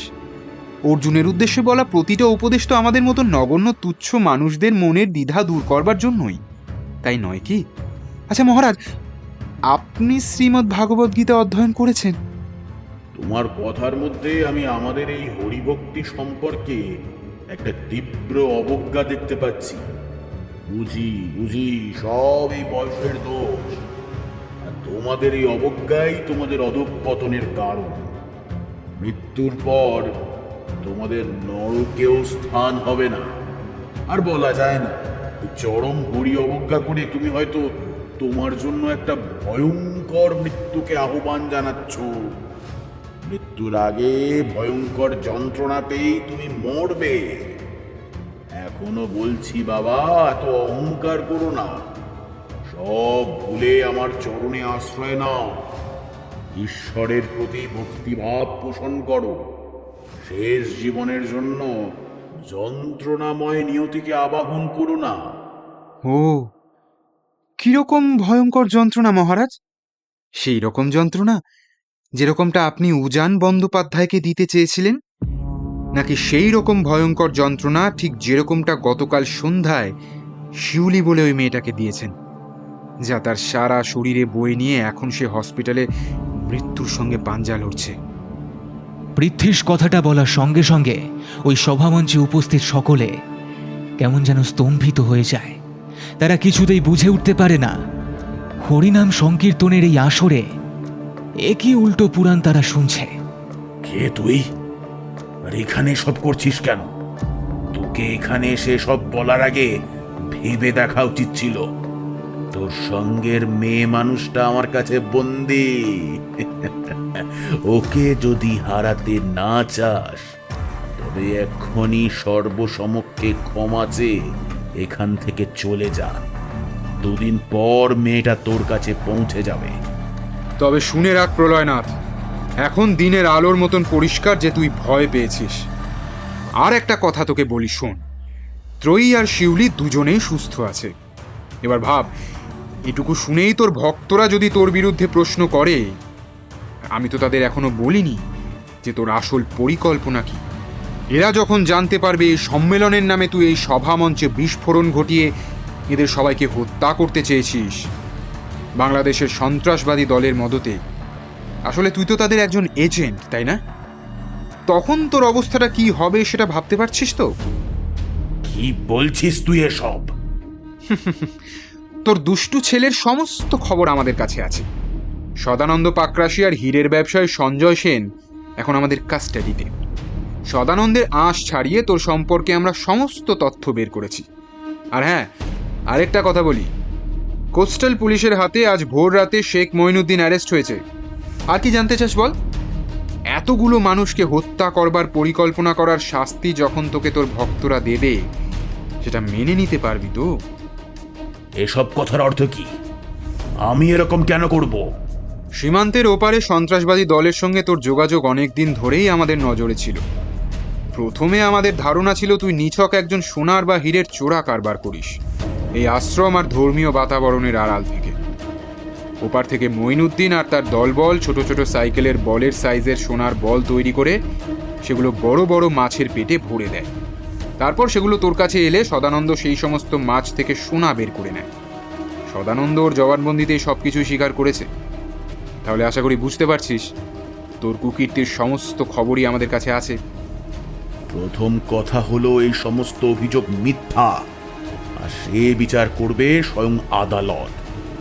যদি তোদের তাই মনে হয় তবে আমাকে অ্যারেস্ট করো, কোর্টে চালান কর। আমিও দেখছি আমাকে কোর্টে চালান করার আগে তোর চাকরিটা থাকে না চলে যায়। সেটা আমরা করতেই পারি, কিন্তু করব না, কারণ তোর মতো শয়তানকে নিকেশ না করলে এই সিস্টেমকে কাজে লাগিয়ে তোরা আবার ছাড়া পেয়ে যাবি। আর তার আগে তোর সম্পূর্ণ পরিকল্পনাটার শেষ এখানে করতে হবে না? তাই আমি তোকে শেষ সুযোগ দিচ্ছি, নিজের সমস্ত অপরাধ স্বীকার করে এক্ষুনি সারেন্ডার কর। ওরে মূর্খ শুয়োরের পা! ওহো, না না না না না না, কটু কথা তো আবার মুখে আনতে নেই। ওরে বরাহনন্দন, তুই কেন বুঝতে পারছিস না আমি তোর এলাকায় নই? তুই আছিস আমার ডেরায়। এখান থেকে তুই কি করে বেঁচে ফিরবি সেটা আগে ভাব, তারপর তুই না হয় আমাকে শাস্তি দেওয়ার কথা ভাবিস। কি বুঝলি? তোর মাথায় এতটুকু বুদ্ধি নেই রে। আমি যখন সরাসরি তোর সভায় এসে তোর সভা মঞ্চে উঠে তোকে চ্যালেঞ্জ করতে পারছি, তখন এই ভিড়ের মধ্যে যথেষ্ট সংখ্যায় পুলিশের লোকেদের মজুত রেখেই সেটা করছি। এখানে আজ দিক দিক থেকে তোর ভক্তরা এসেছে, যাদের সকলকে তুই চিনিসও না। তোকে বলে রাখি, শোন, এর মধ্যে আমাদের পুলিশের লোকেরা মিশে আছে। তাই সিঙ্গাপুরের জন্য তোর যতই টিকিট কাটা থাক, এখান থেকে আজ তুই কিছুতেই বেরোতে পারবি না। এই অফিসার, আমি তোকে সাবধান করছি, নিজের জন্য চরম বিপদ ডেকে আনিস না। আমার হাত যে সমাজের কতটা ওপর পর্যন্ত সেটা তুই... প্রলয়নাথের কথাটা সম্পূর্ণ হওয়ার আগেই ওর গালে সপাটে এসে পড়ে একটা ৮২ সিক্কার থাপ্পড়। একেবারে অনভিপ্রেত এই আক্রমণে নিজের নরম কুশের সিংহাসনের উপর গিয়ে ছিটকে পড়ে প্রলয়নাথ। তুই একটু আগে অবধিও ভগবান শ্রী হরিনারায়ণের কথা বলছিলি না? মনে করে দেখ তো প্রলয়নাথ, দ্রৌপদীর সম্মান রক্ষার জন্য ভগবান শ্রীকৃষ্ণ কি করেছিলেন। আর আমি তোকে যেই থাপ্পড়টা মারলাম সেটা ওই শিউলির তরফ থেকে, যাকে গতকাল সন্ধ্যায় শিয়াল কুকুরের মতো ছিঁড়ে খেয়েছিস তুই। জানি না এরকম কত দ্রৌপদীর কত সর্বনাশ তুই করেছিস। সেই কারণেই তোর মুখে ভগবানের নাম মানায় না। তুই নিজে ভক্তদের অন্তঃশুদ্ধির কথা বলিস না, তাই না? সেটা তুই নিজে অর্জন করতে পেরেছিস? পারিসনি। আমার শরীরের সবকটা আঘাতের দাগ আমি যদি মুছেও ফেলি, কিন্তু শিউলির ওই আর্তনাদ আমি কিছুতেই ভুলতে পারবো না, কিছুতেই না। রুদ্র ততক্ষণে ওর ফোর্স নিয়ে এসে গেলে ওই আশ্রমের পোষা সমস্ত গুন্ডা বাহিনীকে এক এক করে ধরে পিছমোড়া করে ওরা বেঁধে ফেলে। এদিকে সেখানে উপস্থিত প্রলয়নাথের ভক্তরা তখন সম্পূর্ণ দিশেহারা। মঞ্চের উপরে ঘটে চলা ঘটনা দেখে তাদের ভেতর এক তীব্র কৌতূহল এবং উত্তেজনা তৈরি হয়েছে ততক্ষণে। আপনাদেরকে জানিয়ে রাখি, আজকের এই সম্মেলন কোনো সাধারণ ধর্মীয় সম্মেলন নয়। এর পরিকল্পনা করা হয়েছিল আমাদের প্রতিবেশী দেশের এক সন্ত্রাসবাদী জেহাদি গোষ্ঠী থেকে। সম্মেলনের নামে এত মানুষকে এক জায়গায় জমায়েত করে এখানে একটা ভয়ঙ্কর বিস্ফোরণের পরিকল্পনা করেছিল ওরা। এখানে সেটা পালন করবার দায়িত্বই ছিল এই প্রলয়নাথের। আজ সন্ধ্যা আরতির পর এই বিস্ফোরণ ঘটানোর পরিকল্পনা ছিল, আর তার আগেই কোনো একটা অজুহাতে এখান থেকে প্রলয়নাথ পালিয়ে যেত। পৃথ্বীশের কথা শুনে সমবেত জনতার মধ্যে একটা চরম চাঞ্চল্য তৈরি হলে ও আবারও বলে ওঠে, আইনের পথে ওর যা বিচার করবার করবে, কিন্তু যেহেতু শুধুমাত্র ওর প্রতি ভক্তিভাব থেকে আপনারা এখানে এসেছেন, তাই আমি আপনাদের সামনে আমাদের কথার সপক্ষে কয়েকটা প্রমাণ তুলে ধরছি। কথাটা বলে পৃথ্বীশ রুদ্রকে ইশারা করতে সভামঞ্চের বিরাট জায়েন্ট স্ক্রিনে ফুটে ওঠে ইন্টেলিজেন্স থেকে পাঠানো প্রলয়নাথের সেই সমস্ত ভিডিও ফুটেজ, যেখানে তাকে এই চক্রান্ত করতে পরিষ্কার দেখা যাচ্ছে সন্ত্রাসবাদী সংগঠনের সদস্যদের সাথে। ভিডিওটা চালু হওয়ার সাথে সাথেই ওখানে উপস্থিত ভক্তের দল প্রথমে স্তম্ভিত হয়ে গেলেও কিছুক্ষণের মধ্যেই ক্ষোভে ফেটে পড়ে। তবে ওদের মধ্যে তখনও একটা আশঙ্কা রয়েই গেছে, সেই বিস্ফোরণের কি হলো। যদিও প্রলয়নাথ ততক্ষণে সম্পূর্ণ ভেঙে পড়েছে, পৃথ্বীশের কাছে আত্মসমর্পণ করা ছাড়া ওর আর কোনো কিছুই করার নেই তখন। আমি তোমার সব কথা মেনে নিচ্ছি, আমি সব কিছু স্বীকার করছি, কিন্তু কিন্তু তুমি এখন আমাকে বাঁচাও। এরা আমাকে এক্ষুনি মেরে ফেলবে। আমাকে তোমরা অ্যারেস্ট করে তোমাদের সাথে নিয়ে চলো প্লিজ। দেখেছিস প্রলয়নাথ, মানুষের মধ্যে যে অন্ধভক্তি আর আবেগকে কাজে লাগিয়ে তুই এখানকার ভগবান হয়ে বসেছিলি, আমি শুধুমাত্র সেই আবেগের প্রবাহটার অভিমুখটা বদলে দিয়েছি। আর তুই এখন ভগবান থেকে নর্দমার একটা সামান্য কীটে পরিণত হয়েছিস। ভগবান হওয়া এত সহজ নয় রে, যে তোর মতন সমাজের একটা নোংরা কীট এত সহজে ভগবান হয়ে বসবে। যা। ওই পরিস্থিতিতে নিরুপায় প্রলয়নাথ সকল ভক্তদের মাঝে নিজের অপরাধ স্বীকার করতে বাধ্য হয়। তারপর ওই সভা মঞ্চে সন্ধে আরতির পর বিস্ফোরণ ঘটানোর জন্য যেখানে যেখানে বিস্ফোরক লাগানো হয়েছিল সেই সব জায়গাগুলো দেখিয়ে দিলে বম্ব ডিফিউজিং স্কোয়াড সেখানে গিয়ে সবগুলো বিস্ফোরক বিকল করে দেয়। তারপর অগণিত ভক্তের মধ্যে দিয়ে মাথা নিচু করে প্রলয়নাথ গিয়ে বসে পুলিশের ভ্যানে। যে এলাকায় সে এতদিন ভগবানের সমতুল্য সম্মান ও ভক্তি পেয়ে এসেছে, সেখানে থেকেই ওকে সরে যেতে হয় মাথা নিচু করে। শেষ হয় একটা মুখোশের রাজনীতির। প্রলয়নাথ আর সদানন্দকে নিয়ে পুলিশের গাড়ি রওনা হয়ে যায় কলকাতার অভিমুখে। ওদের বাকি বিচারের দায়িত্ব আমাদের দেশের আইন ব্যবস্থার। তবে অপারেশন শাদি কি দাওয়াতকে যে শেষ পর্যন্ত ব্যর্থ করে এতগুলো মানুষের জীবন বাঁচানো গেছে, সেটাই পৃথ্বীশের কাছে সব থেকে বড় প্রাপ্তি। এবার আবার ওকে কোথায় যেতে হবে সেটা পৃথ্বীশ জানে না, কিন্তু সেখানে যাওয়ার আগেও মন্দারমণি বিচের এই কেসটার কথা ওর চিরদিন মনে থাকবে। তাই আপাতত বিদায়। আবার ওদের সাথে আমাদের দেখা হবে ওদের অন্য কোনো অভিযানে। শেষ হলো লেখক শিবাঙ্গনের কলমে একটি দুর্ধর্ষ স্পাই থ্রিলার গল্প অপারেশন হানিমুন।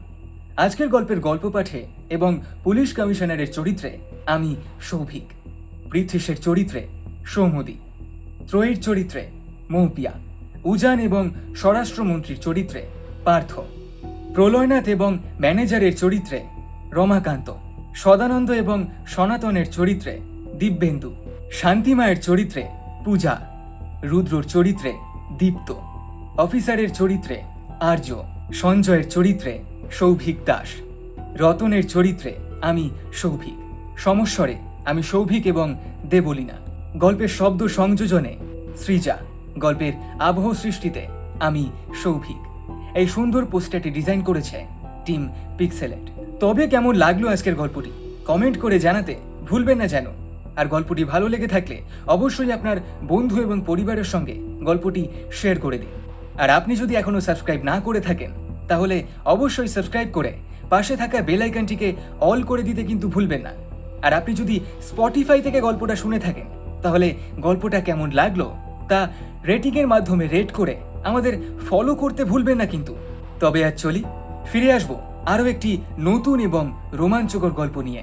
ততক্ষণ ভালো থাকুন, সুস্থ থাকুন এবং শুনতে থাকুন রহস্য, রোমাঞ্চ, থ্রিলার এবং গপ্প।